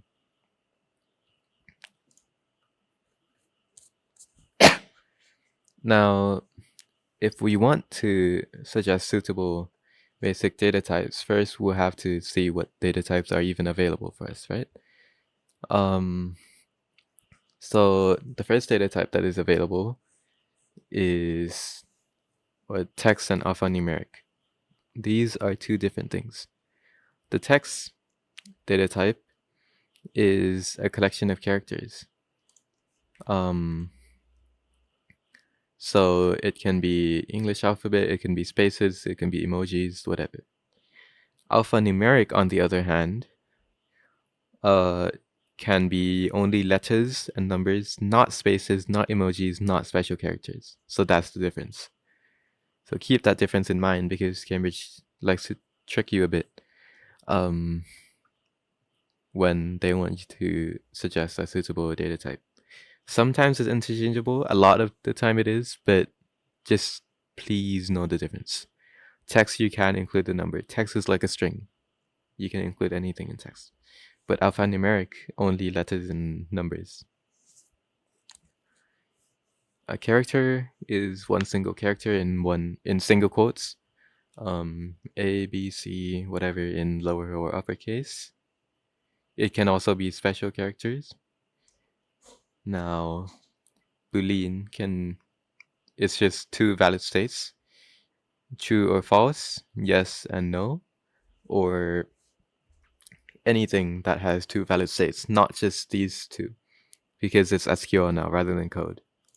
For example, in a past paper, there was an SQL table with horses, and it included the gender with M and F, and you would call it Boolean, not a character, because it's not even true or false, but it's M or F, so, two valid states rather than a character.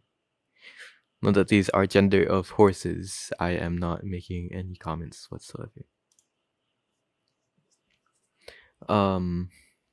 Next, we have integers, which, integers, whole numbers, but also negative numbers, 0, whatever. Real, any type of numbers, including fractional or decimal, whatever. Date and time, they're often interchangeable for Cambridge IGCSE. Date being a date, time being a time. And time hasn't come up often, or at all, I don't think, in past papers, but yeah. -5 is a real, it's a number, yeah. An example for suggesting data types. Let's say we have a game store with different games. Game ID, name, and description. Okay, I'll have you guys suggest what each field, game ID, name, description, should have as a data type. So first, game ID. What do we think?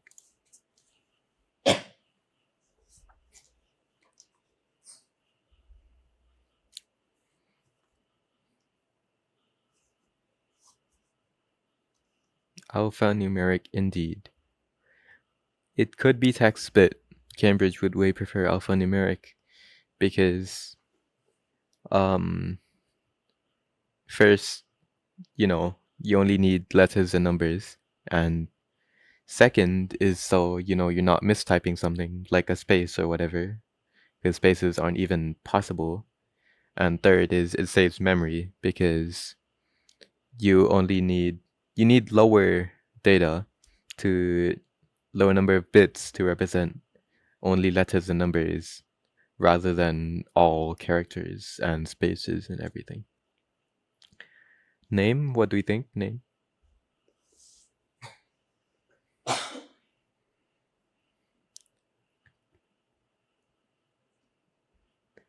Text, string, text. So the answer is text. There is no string in SQL. Keep that in mind. There's only text and alphanumeric. And I won't waste your time. Description is also text because there are spaces, definitely. Now, let's learn what a primary key is. So let's see the purpose, right? Let's say we have a restaurant, a taco shop with 3 customers, John Doe, Sarah Johnson, and John Davis. And when we're keeping the names, we're keeping their first name and the initial of their last name. John D, Sarah J, and John D.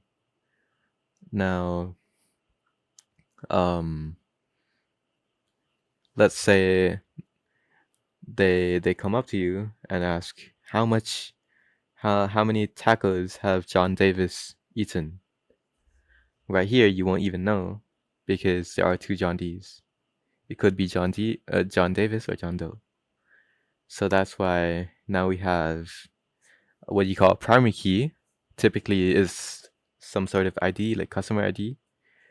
1, 2, 3. So now John Doe could be number 1 and John Davis could be number 3. So they would know what customer they are.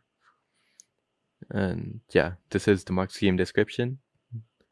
It uniquely identifies a record, so a customer, whatever the case study is, and the primary key would be different for each record. That's the main point of it.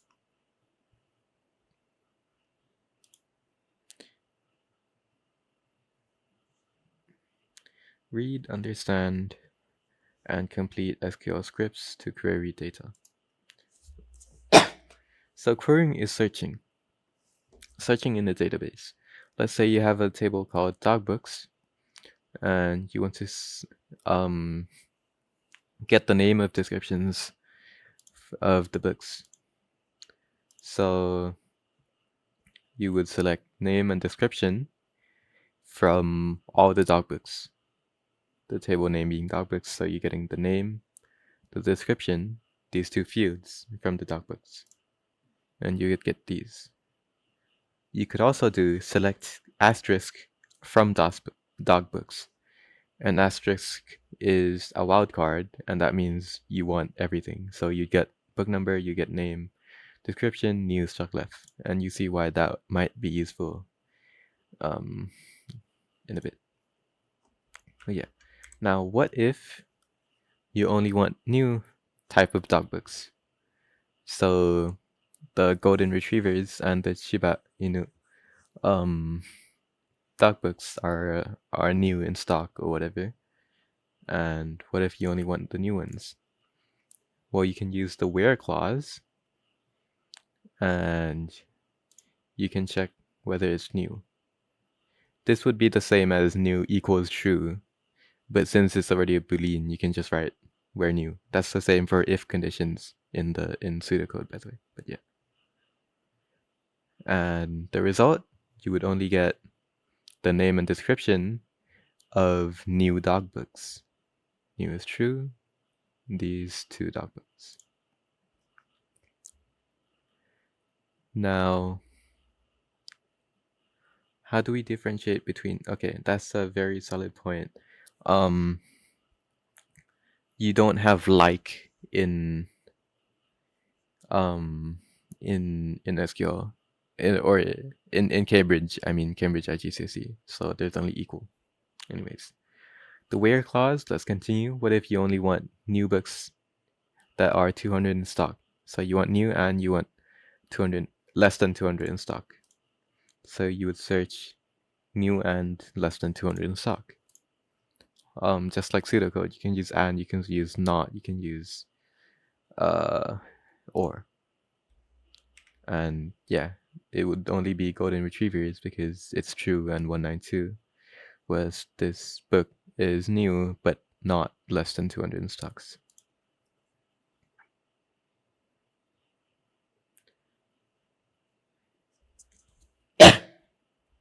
Now, you could also order your query. For example,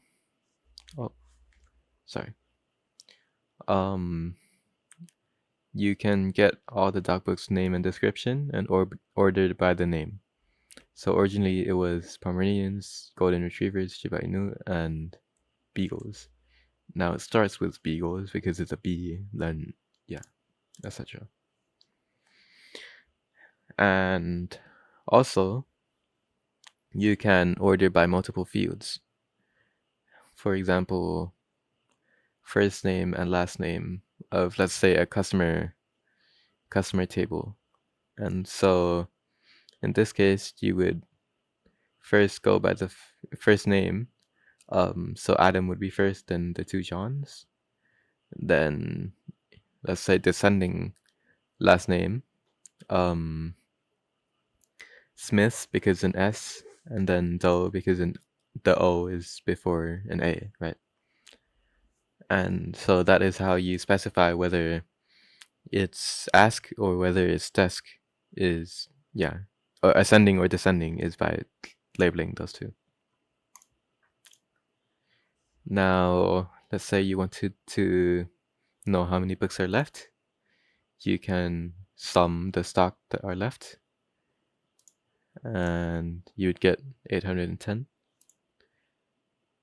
How many types of books there are, you select and you count, and inside the count you put an asterisk from the table dog books where there are new.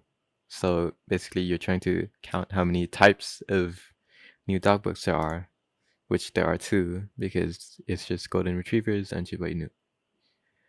And question you might want to ask is why the asterisk?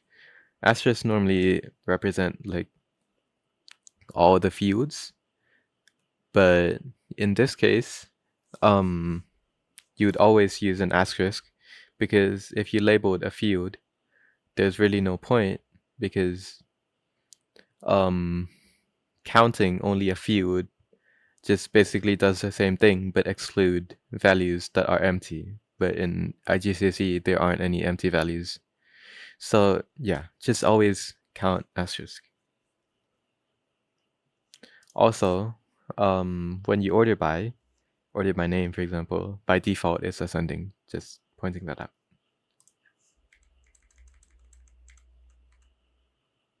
Now we go on to the summary. So the select statement is to choose the fields or the sum or count function to display. The from clause is to choose the table, but you only have one table because you're doing IGCSE, so don't worry. The where clause is the condition. Order by is to choose what field you're ordering by, and ascending or descending, sum and count. That is it for chapter 9. Any questions? If we write order by name, it would be ascending or descending. It will be ascending. Ascending is default.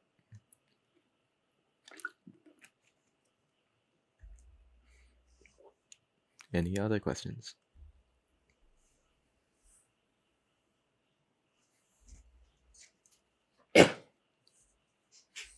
There was a question, can we, and if so, how set desk or ASC in order of numbers? Can we set descending or ascending in order of numbers? What? Wait, I'll send the message down. It's yes. Oh yeah, numbers. Yes. Sorry. Let's say we can order by the stock left, for example. So stock left ascending would be 102, then 142, then 192, then 374.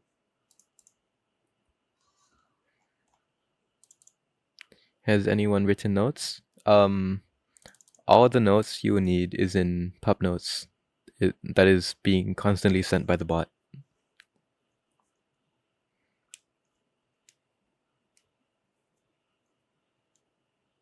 And yeah, it will be also recorded.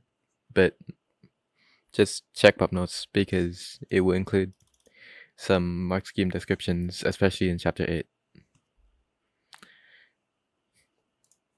Presentation will be sent in the computer science channel, pinned soon. Pupnotes, yes, there is. Okay, let's go to chapter 10. So first I'll have a bit of a tiny preface to chapter 10. Then I'll teach you guys how to identify and use the standard symbols for logic gates. Then define and understand the functions of logic gates. Then solving different scenarios. So, oh, sorry.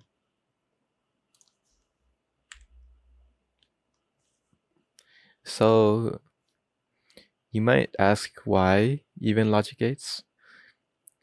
The reason is in the CPU or in the computer, you're storing whether it's a 0 or a 1 bit with these little transistors. And with these transistors, you can make a circuit that will add up to a very big circuit. And that means you can add stuff, multiply stuff, and then eventually run all these programs. Yeah. Now, I will teach you the different types of logic gates, and then we will combine it to a logic circuit. The first type is the NOT gate. So it will just output the opposite value. For example, not 0 is 1 and not 1 is 0. So let's say this is called a truth table. Basically the values corresponding to each other. Our variable here is a, 0 and 1. The result of not a would be 1 and 0 because yeah, they're the inverse. For the AND gate, it would output 1 if both are 1. For example, A and B are 1. 0 and 0, no, they're not. They're not both 1, so the result is 0, 0 again, and 1, 1, so then it will become a 1. Now, types of logic gates. We have the OR gate. So if either one is 1, either A or B is 1, then X will be 1. So you can see here 1, 1, 1, 1, 1, 1. The NOR gate, if neither A nor B is 1, then X will be 1. So this will only be true when they're both 0. The NAND gate, if both aren't 1, it will be 1, which is essentially just not of A and B, which basically means you know, everything but when A and B are 1, it will be 0. XOR gate, exclusively OR, so A or B but not both, then it will be a 1. That's why it's called XOR, exclusively A or B, but not A and B. So that's it for logic gates. Now, why? So yeah, they are elements of a logic expression or a logic circuit. giving 1 as output. And they're used to control data flow with like the ALU, for example, the arithmetic and logic unit. You're trying to calculate things, so you make circuits and do them. And I'll show you a little demo of how they're used. So let's say this is A, this is B, this is C. This is an AND gate, this is a NOT gate, and this is an OR gate. So since this is an OR gate, either this part is true or this part is true, the light bulb would turn on. So this is the AND gate, so you need both for this to come on and this would be true, or this not 0 being 1, so it will already be true, making it true, or both. I'll send the website here, but yeah.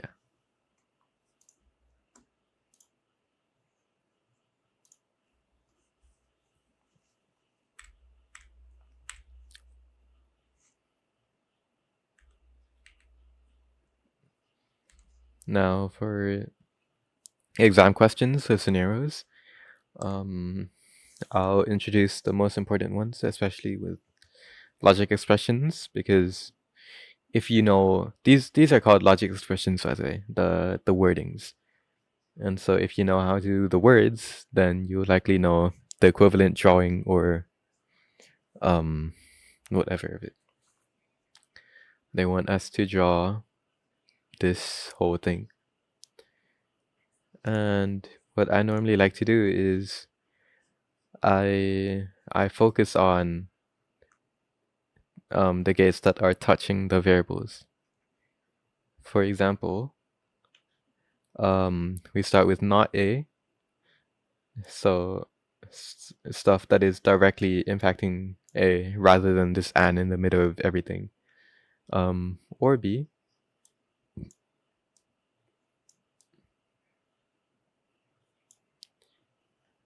And we'll skip that for now. B exclusively or C. XOR being the same thing, but just with a line across. And we combine these two with an AND. Yeah, and AND gates are just the flat version of OR. Boom, we draw the logic circuit. Yes, you can curve the lines. Technically, it's a bit better, but as long as the examiner can read, they don't mind.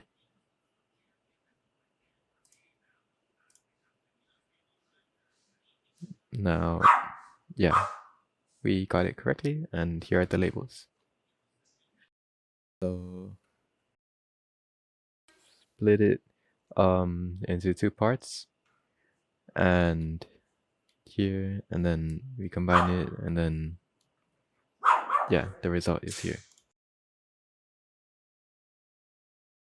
And let's complete the truth table. So, sorry. We have the logic expression here.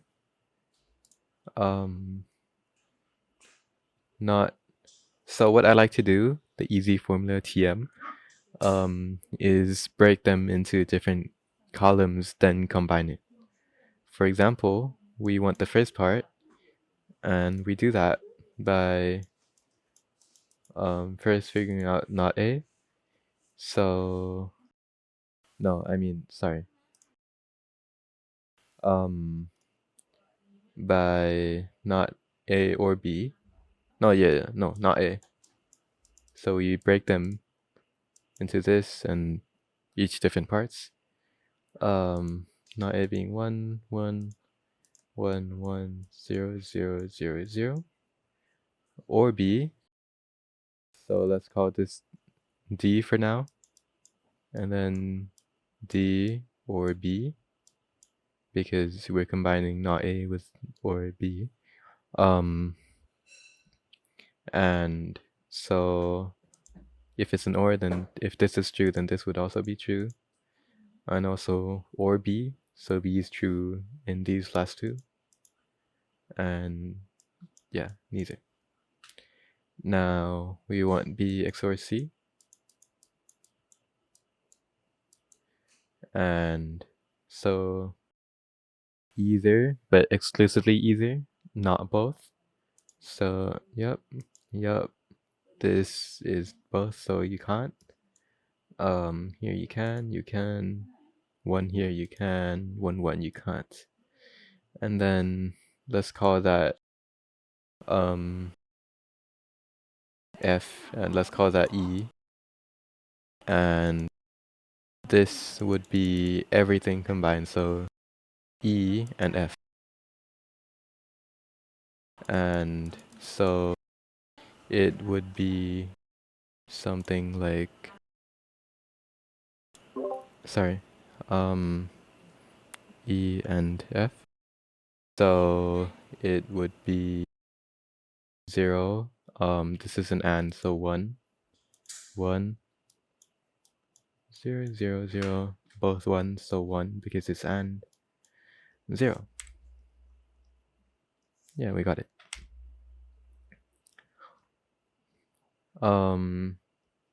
Then a logic expression from the circuit. So let's start from the first inputs from the left, then to the right. So I will note it here because it's easier. X equals not A, because we have a not get here. And then not A and B. And then this is too far, so let's go back to here. We also have not C. And between these, we're ORing it. So OR. So this would be the final answer.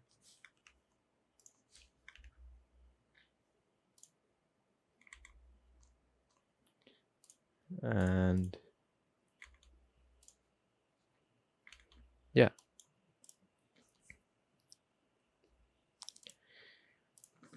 This should be the last one, and then we can go to papers.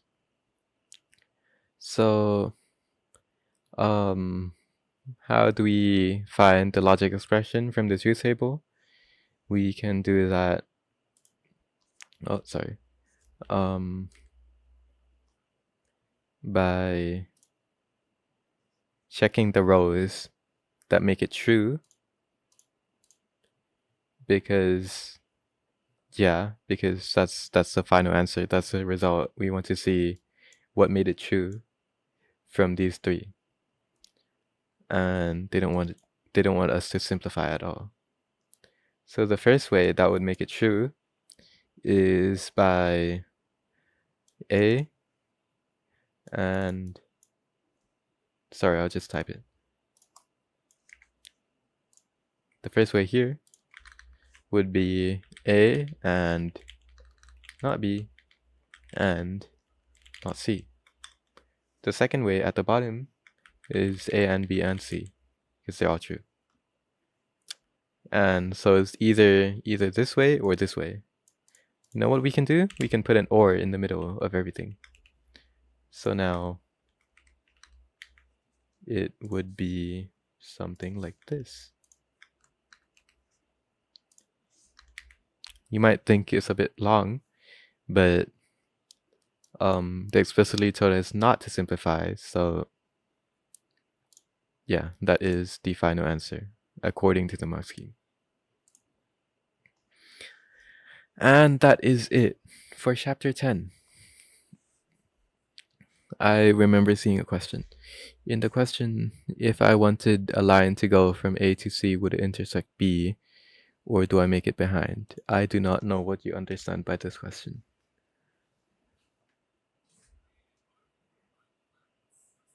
Do we have any other questions? Thank you so much. It's not the end, by the way. We have a past paper of paper 2 coming on. XNOR is not in the syllabus, so you cannot use it. We only write and on that last topic. What do you mean?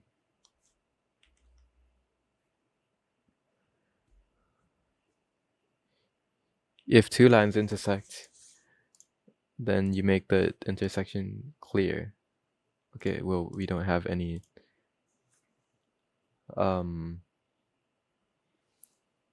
for example, just show you with the circuit, I guess. Let's say this didn't exist, and how do I get rid of this? Okay, and then this became this, and this had no, this is a not. Sorry. And yeah, so just cross the lines. It as long as the examiners can tell which lines go where, and you're making the intersection clear, then that's fine. Do we have to form the logic gates from only truth table? Well, let's check this wonderful notes section, shall we? Do we have to form a logic circuit from truth table? Logic gates to find a logic gate from a truth table. Yes, you do. In the notes I only included mostly for logic expressions because there would be like 10 or 9 of these, but yeah, you do. How convenient, indeed. Couldn't it also be A or B or C? What do you mean?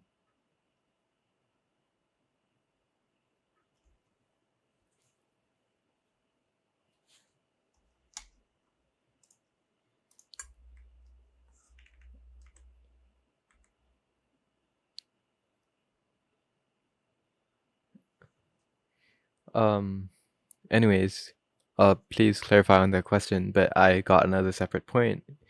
Is for this question, you have to leave it like this. There is no other way to do this. Just find the rows that will end up in a 1 and just OR them. That's the only way. If you somehow find an easier method or whatever, you get cut, you get marks cut off you because that's not the way they intended to. So yeah, and they said do not simplify. So they want you to find the combinations. Puppy, you'll never be asked to simplify an expression, right? Yes, you will not be, and you shouldn't at all. You should see Yeah, the rows and 'cause what makes it true. I've never seen it. Yeah. So never simplify it, even if you know how. Any other questions?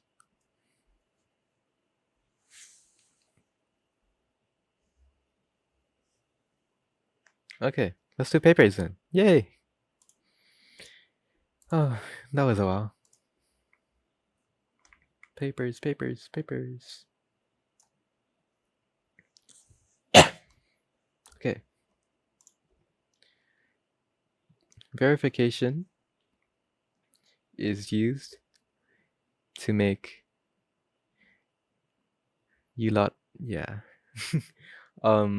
is used to make sure a value is entered has not changed during the input. While validation is checking it's suitable for the program. The type of validation, okay, so a type of validation would be a length check. They want in this style. So what would be the validation check? In this case, it would be the format check, because we're checking it's in the date, month, and year style.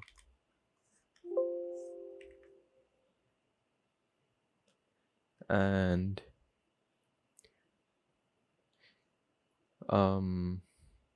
would type check be correct? No, it would not, because they want the certain style, and you can't do that by just checking it's a string. One example of normal test data and the reason. So let's say 0, 1, 11 doesn't, because that's a normal date.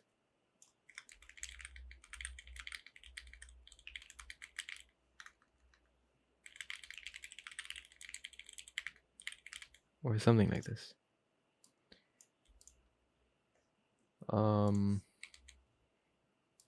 Abnormal.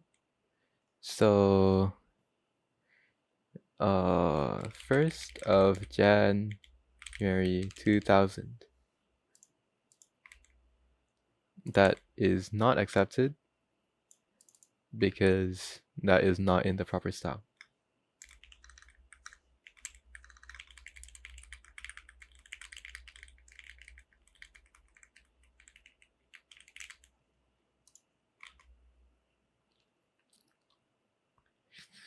Don't the reasons seem a bit too vague? Well, let's see the mark scheme.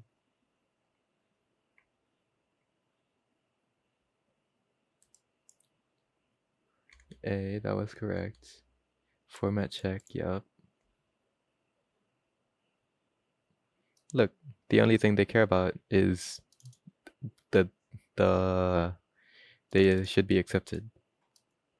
You can add whatever, but yeah, and rejected. So yeah, mention the word accepted or rejected.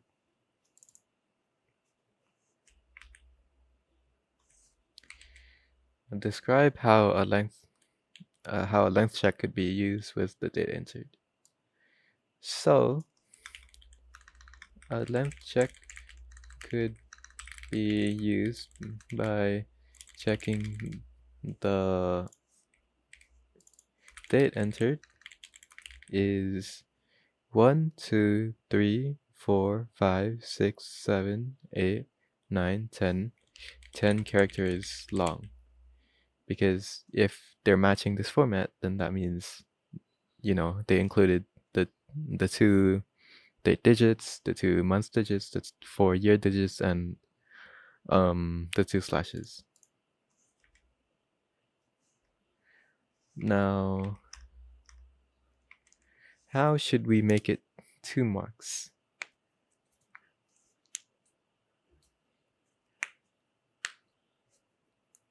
Well, let's see. Oh yeah. Projected if too short / too long because it's not in the valid style. Can the space also be counted? Yes, space is included in the length check.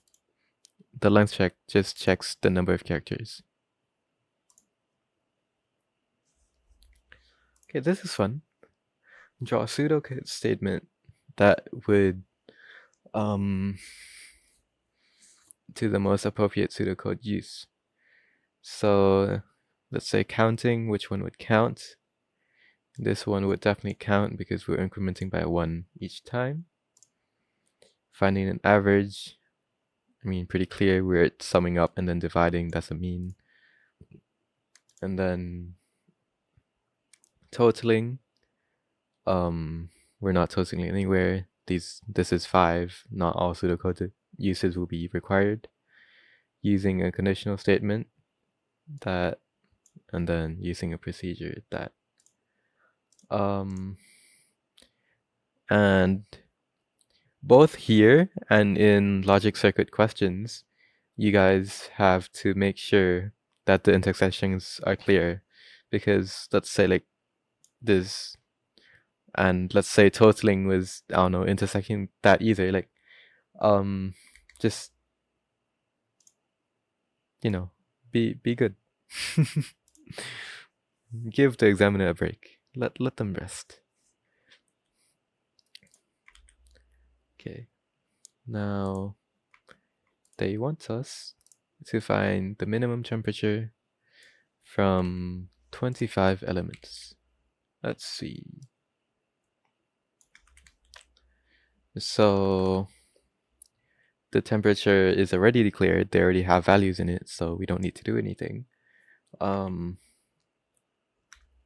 Let's declare the minimum being an integer, and let's also declare the count, because we'll be looping soon, I hope.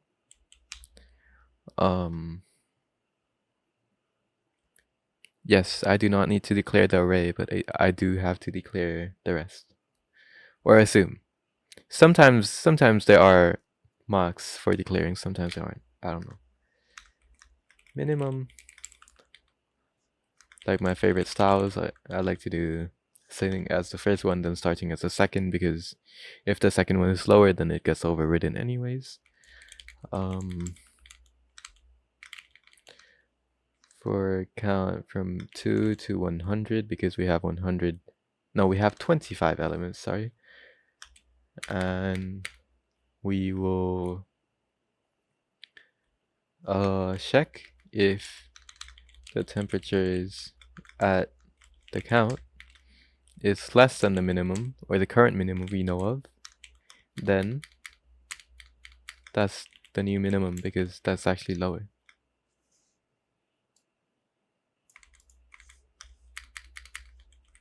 And if next count, and then output,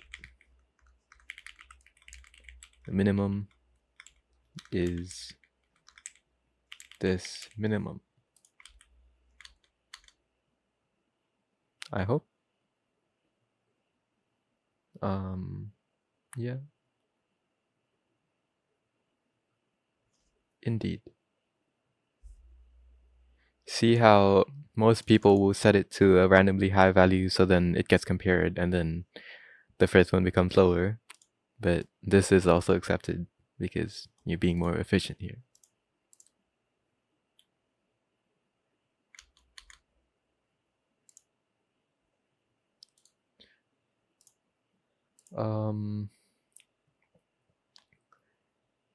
Different cities. So what does it want to do? Find errors and suggest corrections. Okay, let's go through. City does not have a colon here. That's weird. Although there's already a Boolean, so yeah. So although I don't know whether not being a colon here is me downloading it wrong, or yeah, something. When you're done, can I send? Yes, I can. Yeah, no colon, maybe not. I don't know how I downloaded it. And then also Boolean type, because glancing through here, it's already clear that the name of the city or the country, whatever, is gonna be a string, because it's a name. Okay, now let's go back to actually understanding the code. So we're counting, so it seems like we're looping through something. Line number, you don't need to write any line numbers. Oh, that line number. I mean, you can, yeah, you should probably. This is very rough. Boolean type declaration for city array line 01. Yeah. Do label the line number. Thank you. And so the correction would be something like this.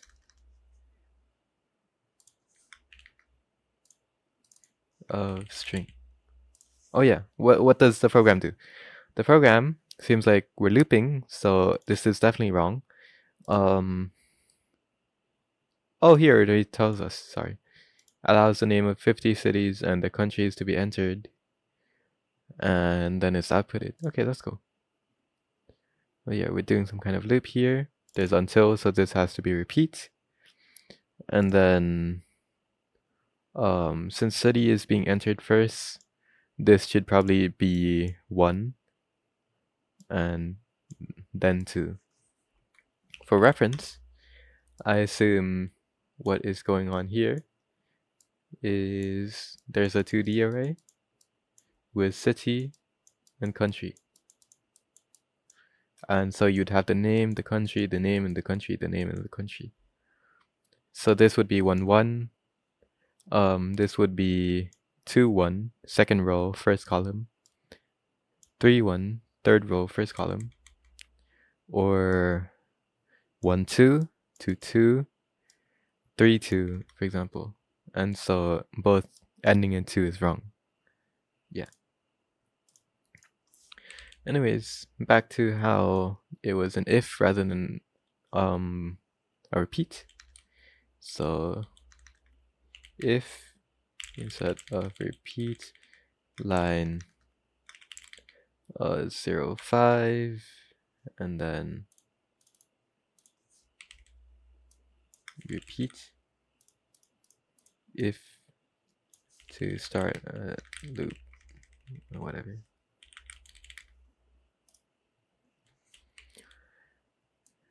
Error 3.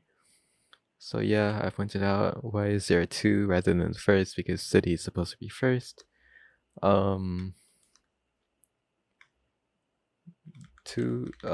input city count 2 shouldn't be column 2 line 07. Note that you should probably write in better English than this. I'm just, going through the session. Declare, no, not declare, input city count 1. This will be recorded and uploaded, yes.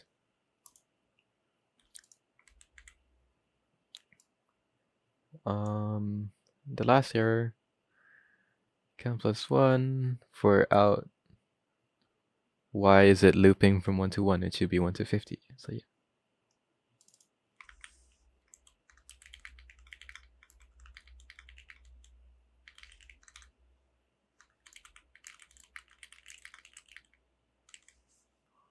And yeah, you can see here the city is definitely coming first because you're outputting like this.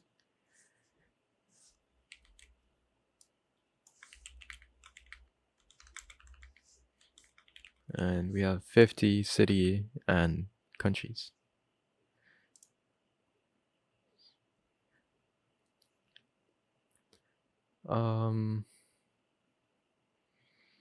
Describe changes you would make to allow a city, the name of the country to be input and to display only the stored cities from that country. Okay, let's see. So we want to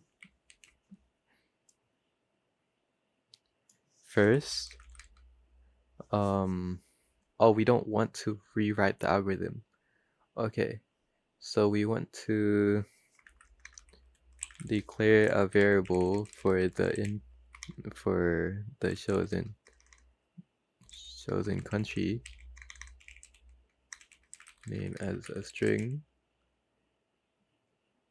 then output a prompt and in the country of choice. Then we want to implement linear search. Wait, no.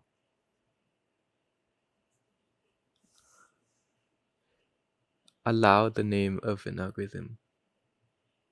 Oh, the cities are actually stored. Sorry. Okay, so remove input of city name and the output prompt. Add a change from repeat until change from until 50 to first inputting whether the user wants to stop entering the country name, then until the flag is true or they want to stop entering.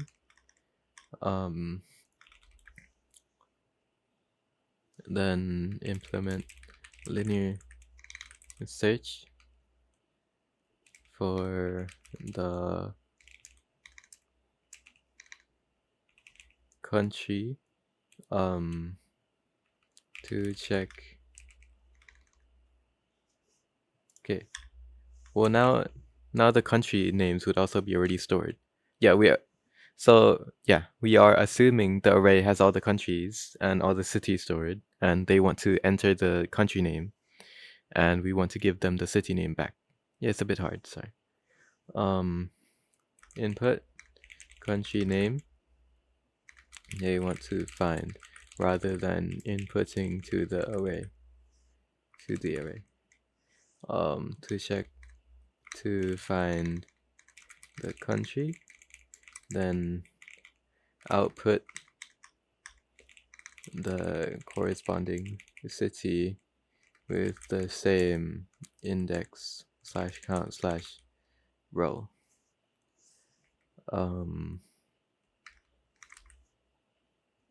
I think that is what they mean. Let's see. That's the fixed one.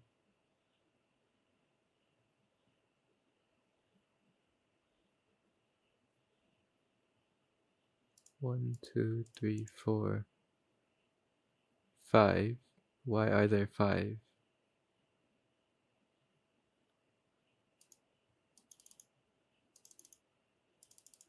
Oh, these are combined to 2 marks. Okay, then I completely skipped this. Sorry. It should either start at 0. Count should either start at 0, so then it actually becomes 50 instead of 49. Or until count is greater than 50. Now, yeah, country to be searched. Oh, please do label the position. I forgot about that. Using a new variable. Yep.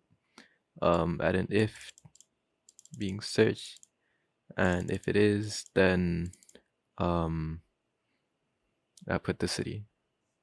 Cool. Variables and constants. So constants should be assigned to a literal, whereas variables can be changed throughout the program, which can't be changed throughout the program. Constants should be used for a specific value that will remain the same, e.g. math constant like pi. Variables should be used when calculating a new value or inputting value. Sorry if I do not have the correct mark scheme wording. I am no longer the prime puppy. Oh yeah, they should.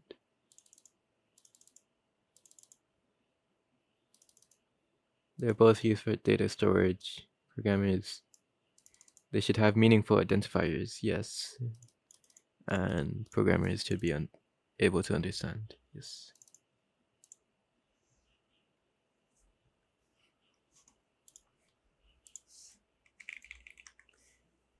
Is it important to identify both variables are named data store? No, just say that they have meaningful identifiers. Yeah, same thing, kind of. Flowchart. We're trace tabling again. Let's go. I will screenshot this so it's easier to see.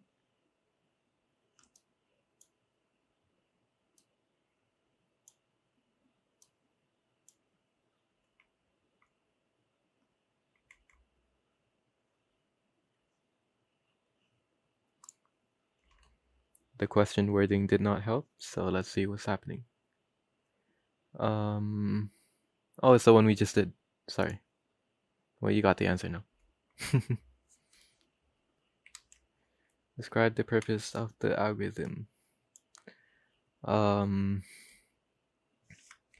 Inputting multiple values until it stopped with -1, then outputting the total and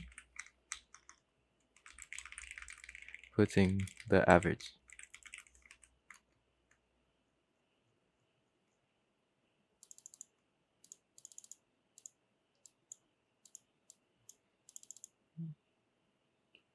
Sorry. Oh, I did not read. Okay. Be careful of this as well. The 0 actually goes back to the first rather than here. So you're retotaling everything when there's a 0. And yeah. Well, I get 2 marks calculating the average and outputting. But yeah, careful.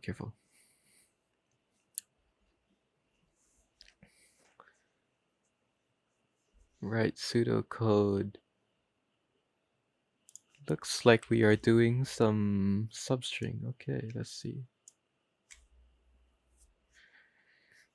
So, it's explaining what substring is, and now they want us to store the string, this string in the quote.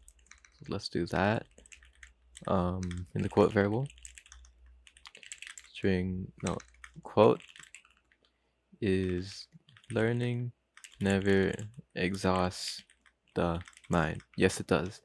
Anyways, let's extract the mind. So, phrase is substring of quote, and from the start index, that's 1, 2, 3, 4, 5, 6, 7, 8, 9, 10, 11, 12, 13, 14, 15, 16, 17, 18, 19, 20, 21, 22, 23, 24, 25th. T is 25th, that's the start index. And then let's see the length. So 1, 2, 3, 4, 5, 6, 7, 8, 25, and 8. And they want the lowercase version as well. So let's outcase that. And then let's output the phrase.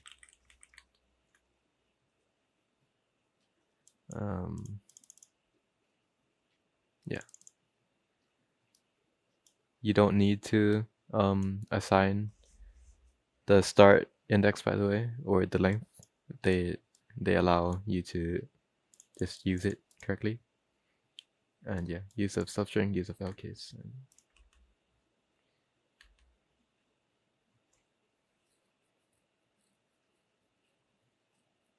Oh, they want you to display this too, so display the phrase first, sorry.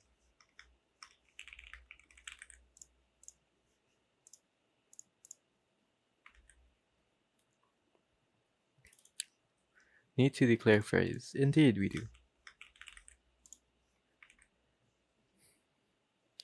Okay. Now, why do we use procedures and parameters? So procedures are used to reuse sets of statements or code throughout the program. This means code gets repeated less often, and is easier to read and more maintainable. Any fixes to the set of code would also apply throughout the program. Parameters are used to take in values from the main program to the parameters. This means the procedure can be reused with different parameter values. Let's see. Collection of programming statements. So yeah, keep that in mind. Allow modular programs reused. Yep. Creation faster. Not really. Make program shorter, less duplication of code. We said less repeating. So yeah, that's cool. That's easier to maintain too. Pass values from the main program. That is indeed taking in values from the main program. That's what the parameter does. And like the function return gif I'm about to show you, but yeah. And so that it can be used and different data. Yeah.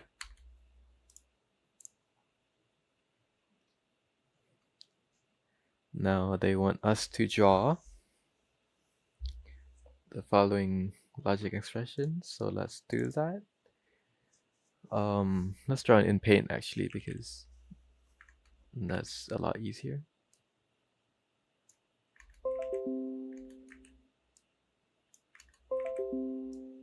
MS Paint, I love it.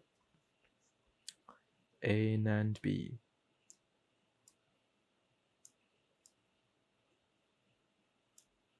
Good point is that NAND gates or NOR gates just is NAND, but with the circle after.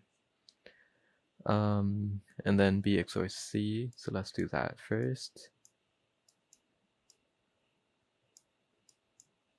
With the cross here. Then we knot it. And then we OR everything.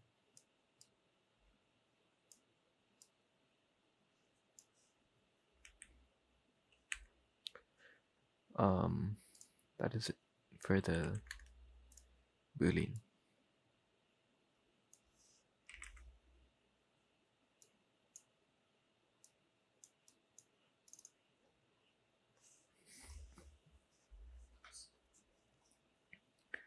And complete the truth table. So let's use the easy method. Let's do it here as well.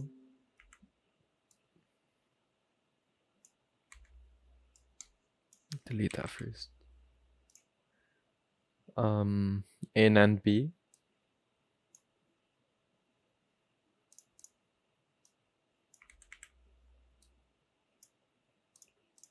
That would be and is 0001, so it would be 1000. That means only when no, everything except when both are 1. Yeah. Not when both are 1. And then B XOR C, let's take this part.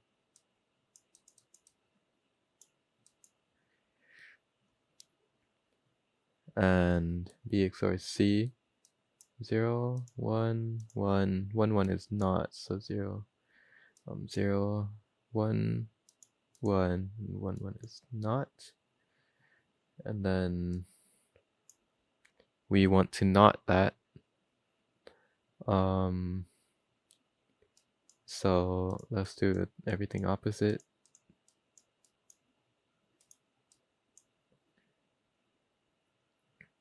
And we would like to OR this part and this part. So 1, 1, well, everything that's 1 on the left is 1. Then neither, so 0 and then 1. That should be it. Yep. Yep. Okay.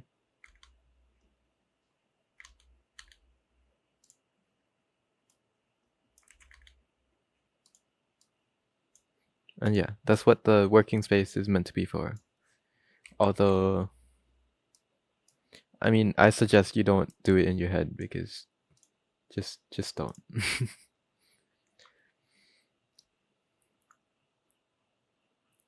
Okay. This is why I said to be careful of this, because this is, again, a Boolean, not a character.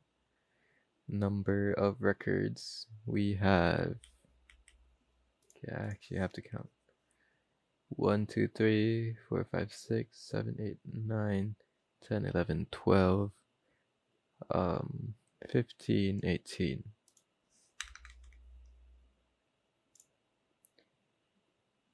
Which field is most suitable for the primary key? So of course the code would be the primary key, because the primary key is the identifier, the unique one.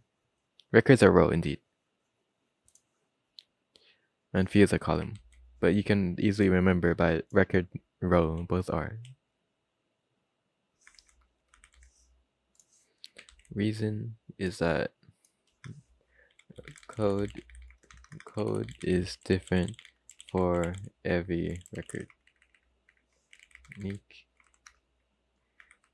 meaning it can distinguish uniquely identify a row from all the other rows. They like that word so much, you know. Unique.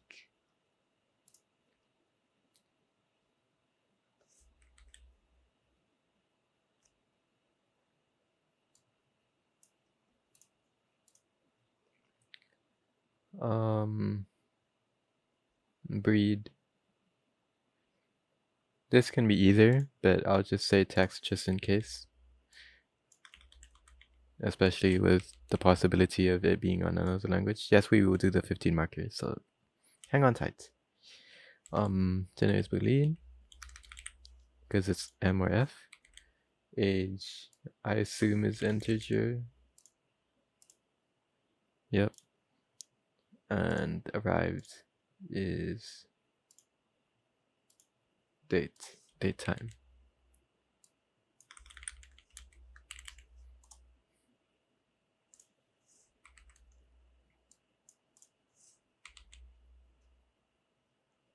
String is wrong. String does not exist in SQL.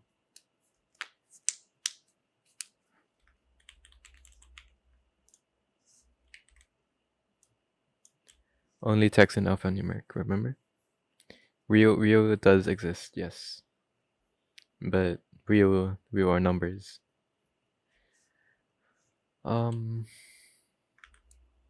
From what table?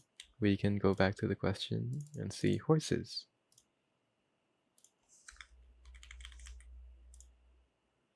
And I assume they want breed origin to be Scotland.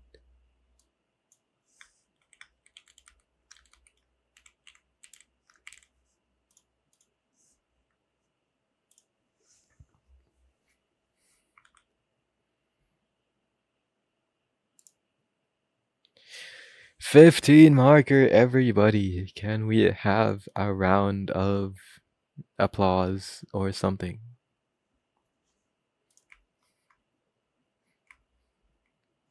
Thank you. Okay, let's go. I'll just put this on my left screen and then put Pseudocode Pro on my right screen.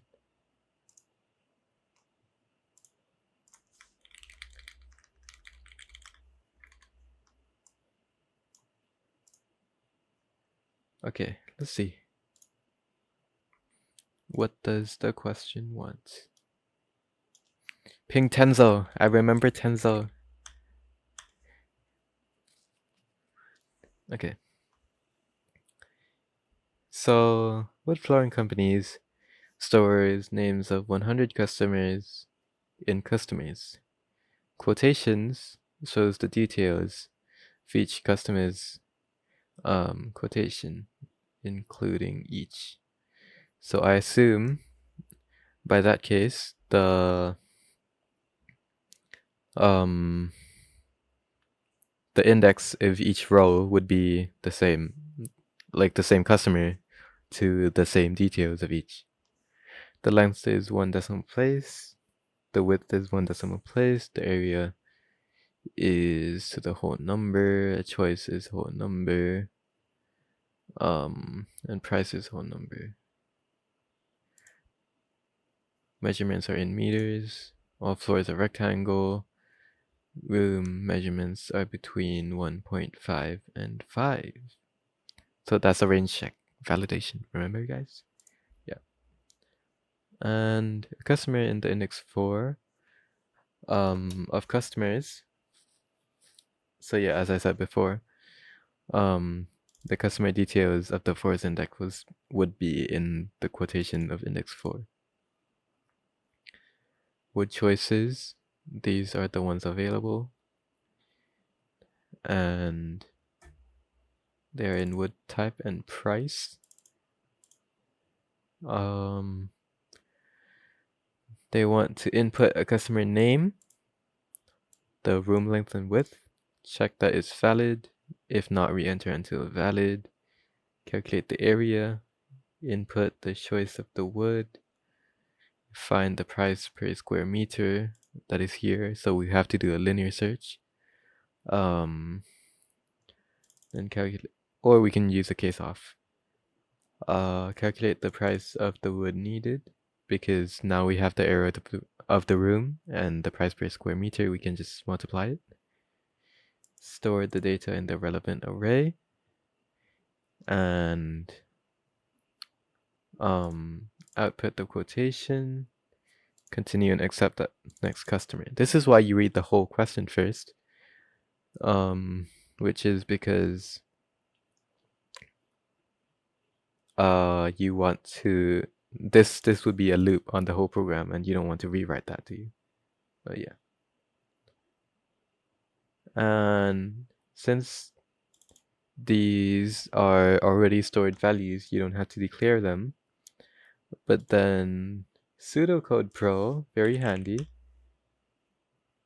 They have this for you.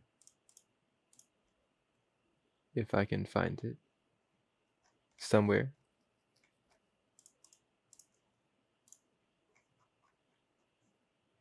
The exam questions, yes, past papers. So you can check for 2023 October, November to 2. No, wrong one. 1 second. Am I tripping?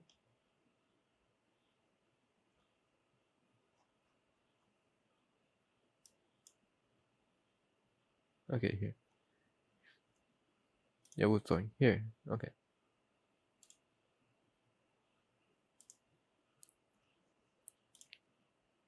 This is Pseudocode Pro. And yeah, okay, let's go back.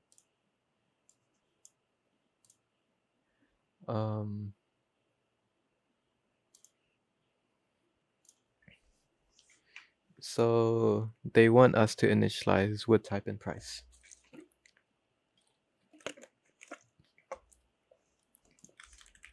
That will be, no.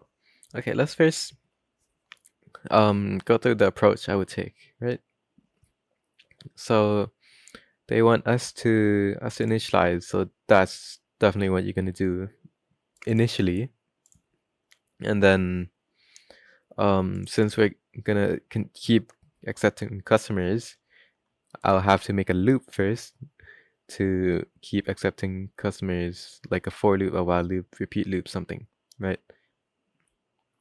And then I'll just do inputs, then a range check here, then this means I'll have to use a repeat until, because we want until it's valid, and then input the would of choice.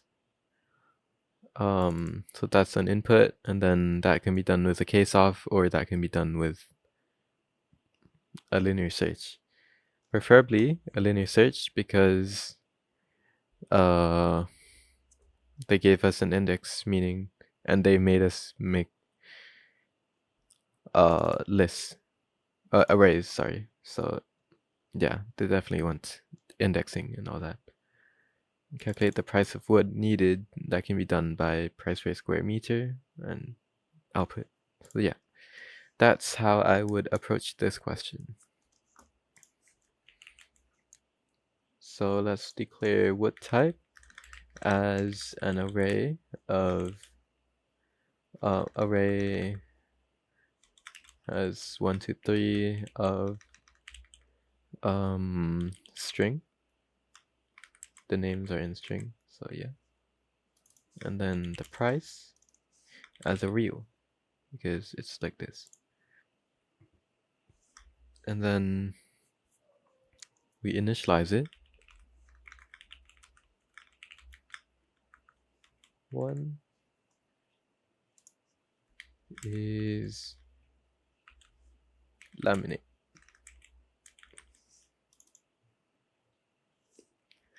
In Pseudocode Pro, you could do like bulk like this, laminate, and then whatever, but that is not allowed in the real exam, so I'll just stick to what you would do in the exam.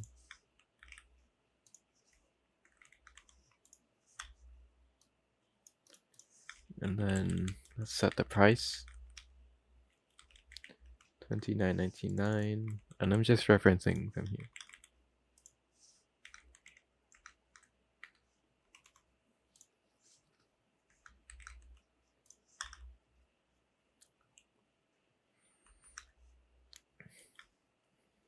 Now I want to repeat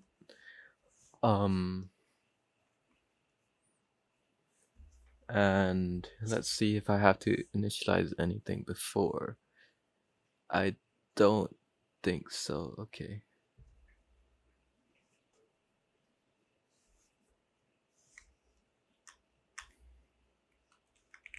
We'll see.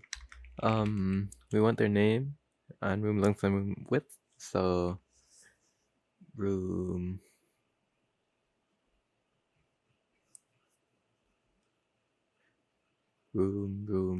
no, their name, input your name, enter,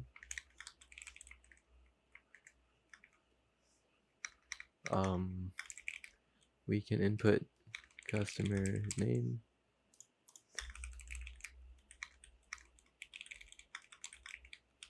of string, and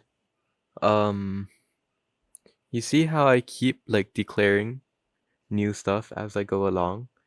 So yeah, as someone pointed out in the chat, you should leave a very large gap at the start, and so now you can declare stuff as you go.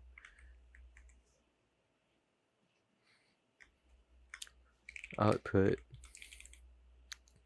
enter room length, and we want to keep doing that until it's valid. So room length is to 1 decimal place, so it's a real.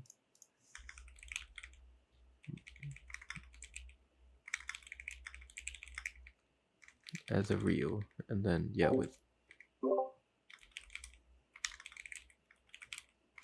I'll just say width and length. Area.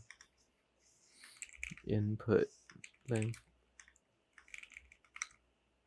Until and if the length is, we said from 1.5 to 10 inclusive, so less than 1.5, or length is greater than 10. So this is where it's wrong. We want to output an error message. So invalid room length would be between 1.5 and 10 inclusive. And if until the length is greater than or equal to 1.5 or length is less than or equal to 10. No, and sorry. So now they have to be greater than 1.5 and 10, less than 10. So they're in between. Now we can do the same thing with the width.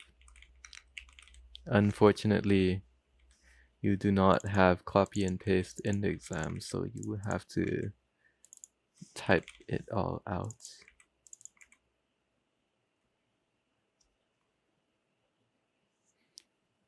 And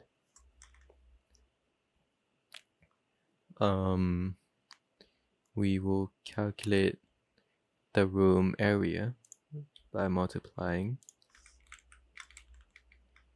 width times length. Simple enough.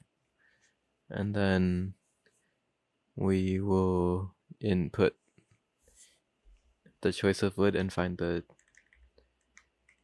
price per square meter, type of wood, input.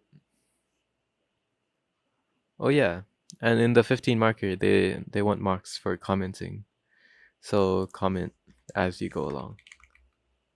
Initialize wood types. Just simple stuff like this, even if you think it's stupid. They give marks for it, and you probably want marks.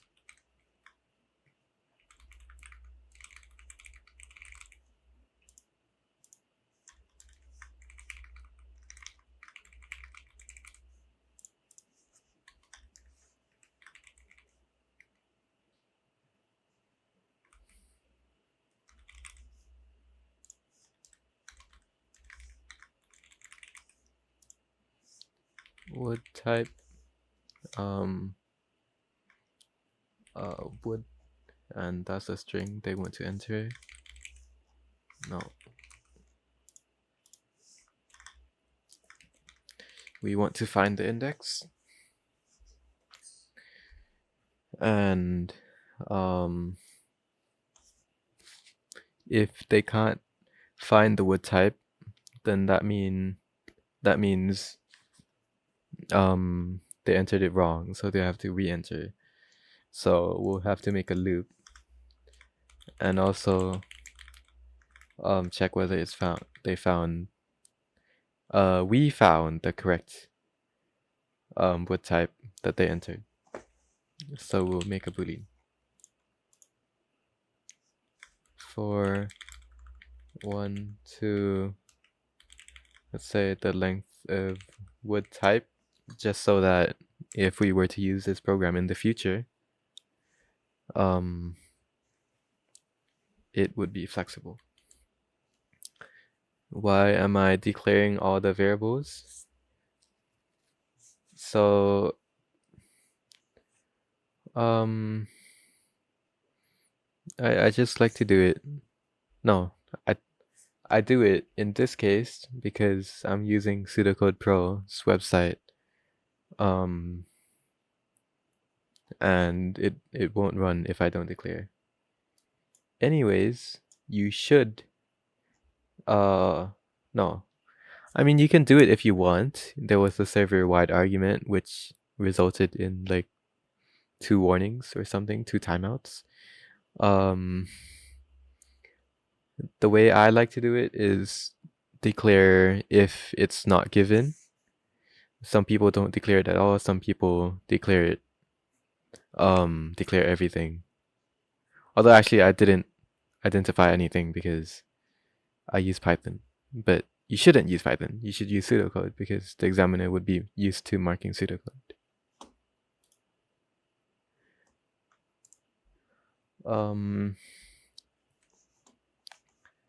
Now you can, let's find whether the count is the same.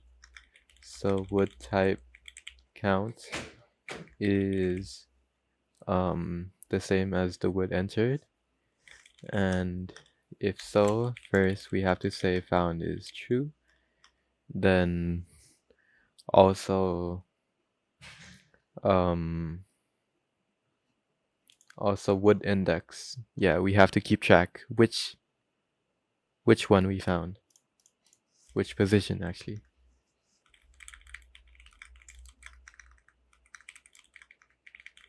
Which is an integer.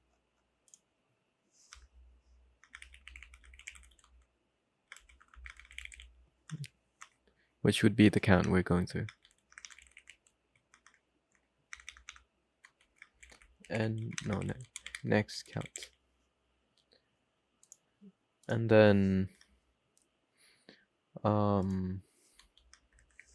linear search to find index of count of wood price.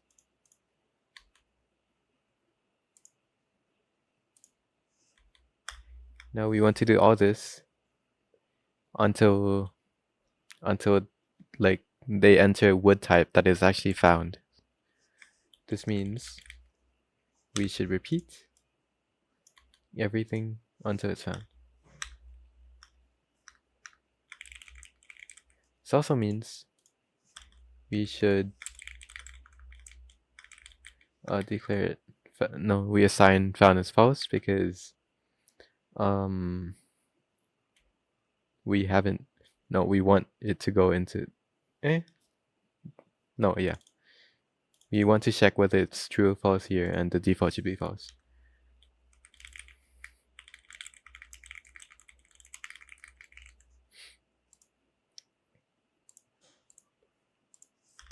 And we should probably throw a message here saying if not found, then output in not found wood type, and if. And this assumes we have found the wood type and kept track of the wood index. Now we can find the price per square meter of that wood. Price, well, yeah, it would just be price of wood type, no, wood index. But I'll just use this whole thing when we're gonna use it. Store data in relevant array. That's where you do it. So in the quotations,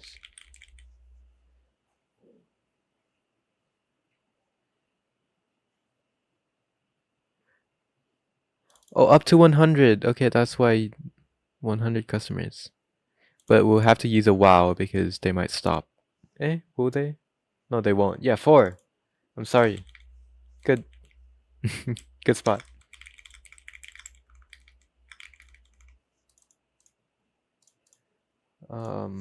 And then I'll add this too.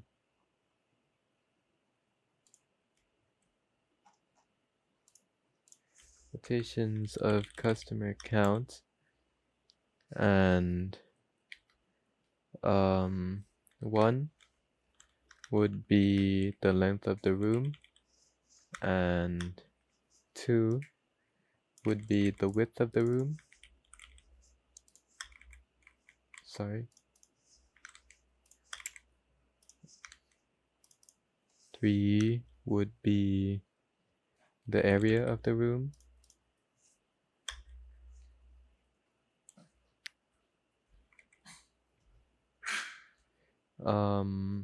4 would be the choice of the room.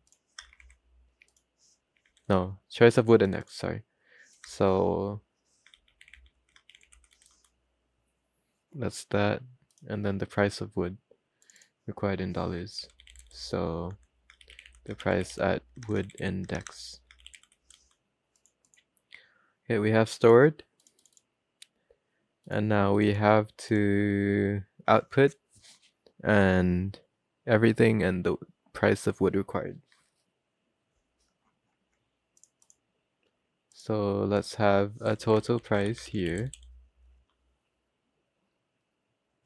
They want to round in one decimal place too, so let's round that before that.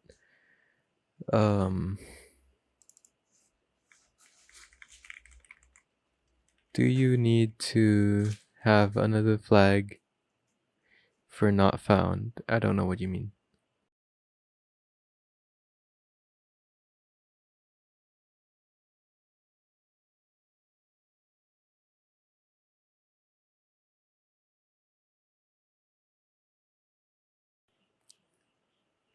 Because if you found, yeah, it will run forever, but we want them to give us a valid wood type.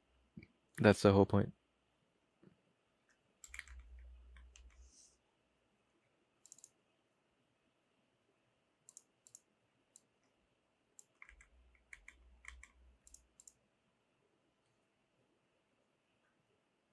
Price of wood required in dollars. That means we have to calculate the final price before, don't we? Okay, total price.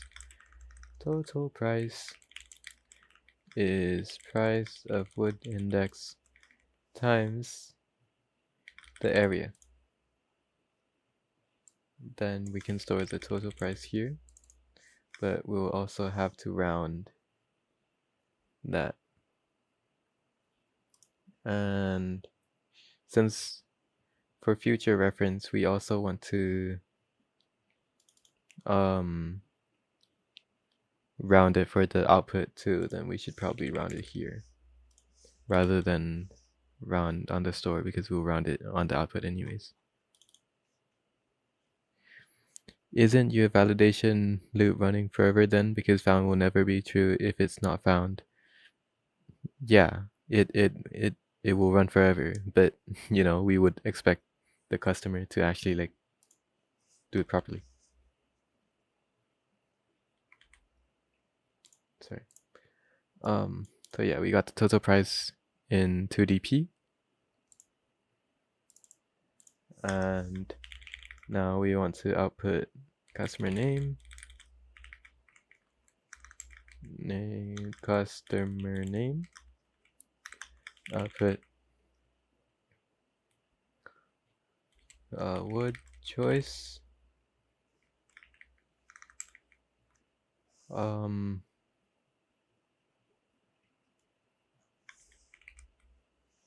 wood,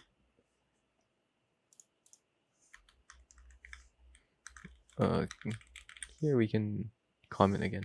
Calculate total price by multiplying price and area.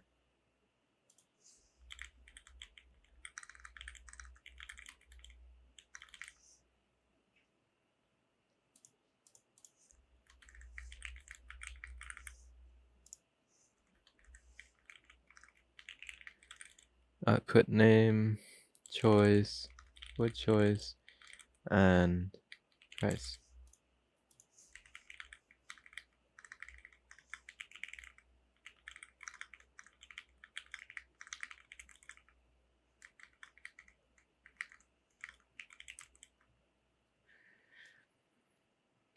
And that should be it. Continue to accept the next customer.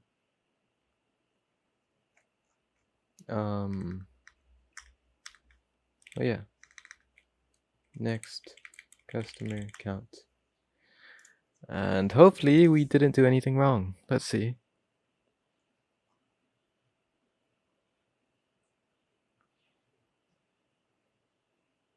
Same name.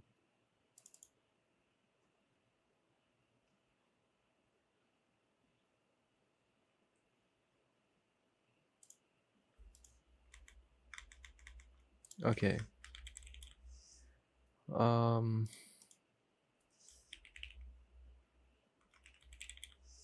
I would have hoped that the length without proper casing work, but it would not.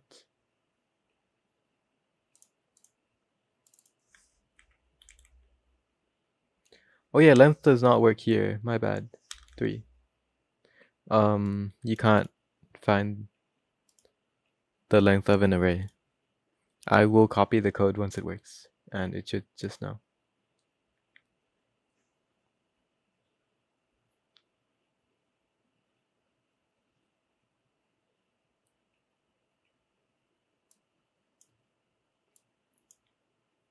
Quotations has not been declared. I thought Pseudocode Pro would do it for me. It's not that here. Or I don't think I clicked it properly actually.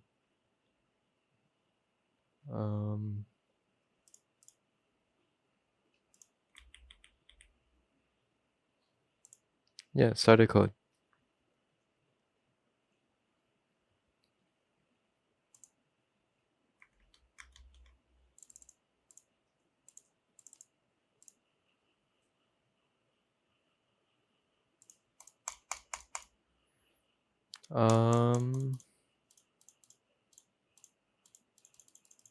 Okay, they do not want to work. Oh, because there's no starter code. That's why.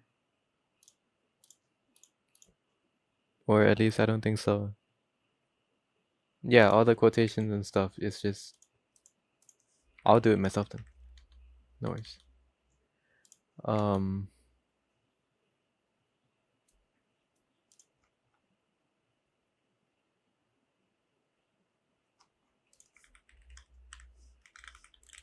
Declare customers as an array of 1 to 100 of string, then declare quotations as an array 1 to 100 of no,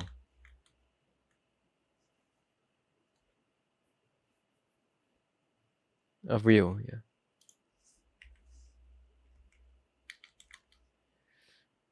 One to 5 of real.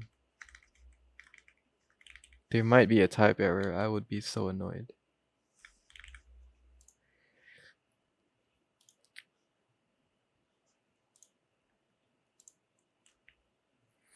Any tips on how to double check your code? Well,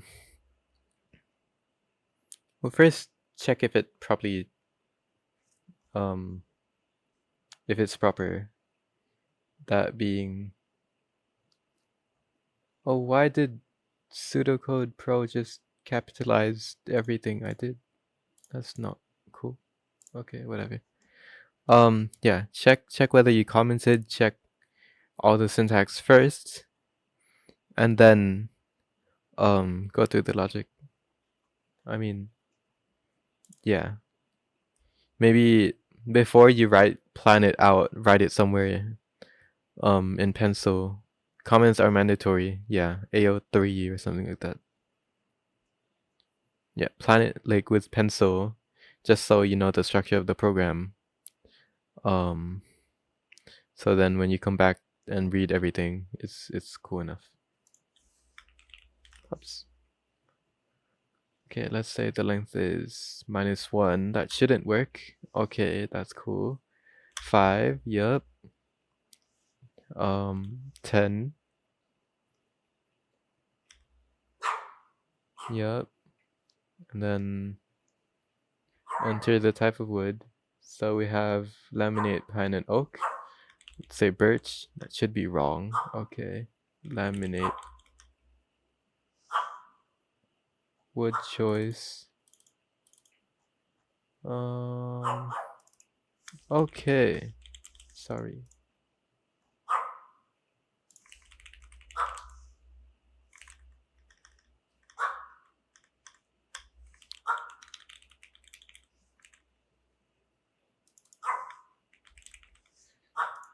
And whoever I'm copying this code to, I'm sorry how everything in full caps.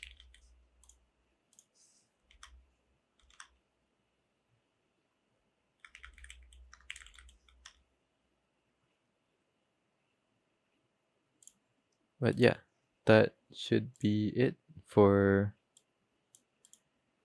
that. Yeah, that's correct, right? 1 second. 29.99 times 5 times 10, that's 50. Yay, okay. That's how you do the 50 marker. Whoa. That concludes the session. Do we have Okay, is any that all other for you? questions? Let's take questions for Yeah, like 5 questions. minutes. It's been a while. Right. Wake up, guys! It's done. They do I appear need to every wake up paper. first. Is 50 that the markers last should be question? 25 marks.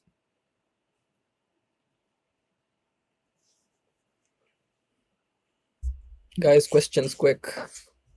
Oh yeah, I'll send this in the chat.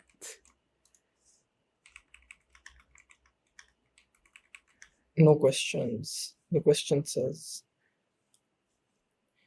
Up to I will reach 100. you what a length Yeah, I is. just changed that. Do we need to initialize every variable?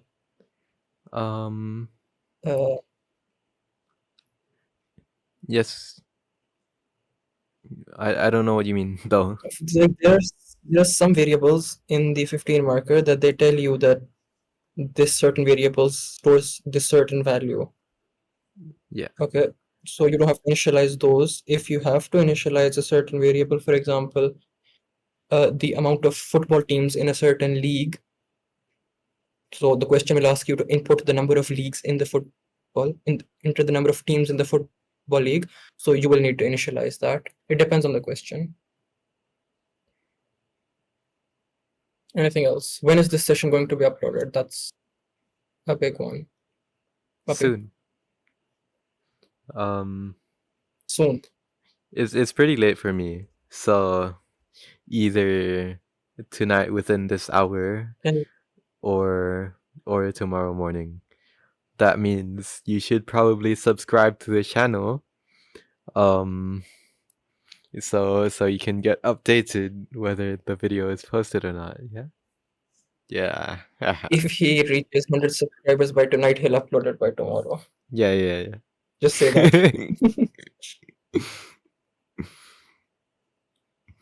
With the notification bell, yeah. Yep. Any other questions?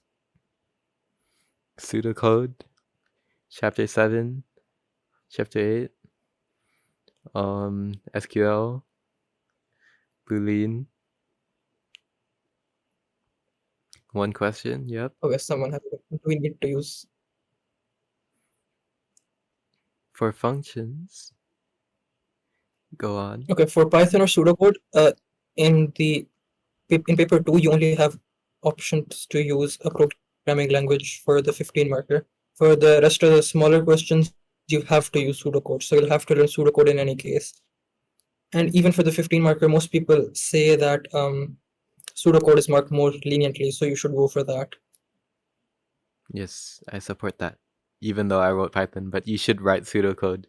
Unless you're like extremely skilled in Python and you're too lazy to learn pseudocode or whatever, but you should already know pseudocode for the question before, so yeah. You'll have to learn it anyways, yeah. For functions, the input taken, do we need to enter a number? In lower marks, most of the time you don't, but I do it anyways, but you definitely need to do it in the 15 marker just so the program is like fully proper. Because they want proper program, proper variable names, proper identifiers, proper everything in the 15 marker. How many data types are there in SQL? Let's see.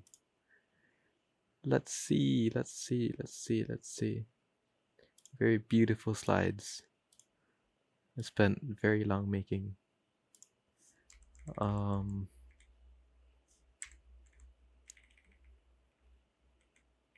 Yeah, okay. So text alphanumeric, kind of similar. Characters, Boolean, integer, real, datetime. No string. A string is basically text. Why aren't functions and procedures used for 15 markers? They You are. can use You them. have to. You can, and some questions require you to write them. For example, like the specimen paper, there was the hospital monitor procedure. Use it if you have to In reuse Pseudocode, some how would set you- of code multiple times, but normally if you don't, then just don't bother. I don't know. Yeah, but sometimes the question, they explicitly ask you to write Yeah, a yeah. procedure If that they, does this. yeah, Like on book one, you remember? yeah, yeah. Hospital one. Send the solved paper. Can I get the slide? Right. The slide. So there's some animation that Yeah, like that's gonna be an blocks. issue. So You can't that's do that why in I will PDF. clean up the slide and then pin it in the computer science channel. So yeah. Perfect. So the video, the slides, everything should be pinned in the computer science channel either today or tomorrow.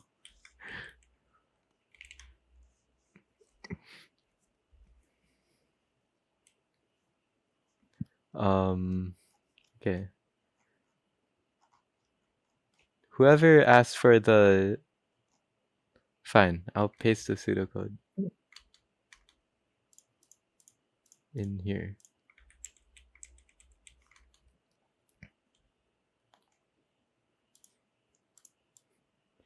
Wait, in pseudocode, how would you put an output message for a function parameter? You don't put an output message explicitly, like, I assume you mean to explain that this parameter does this. You define the parameter yourself, so you know which parameter works how.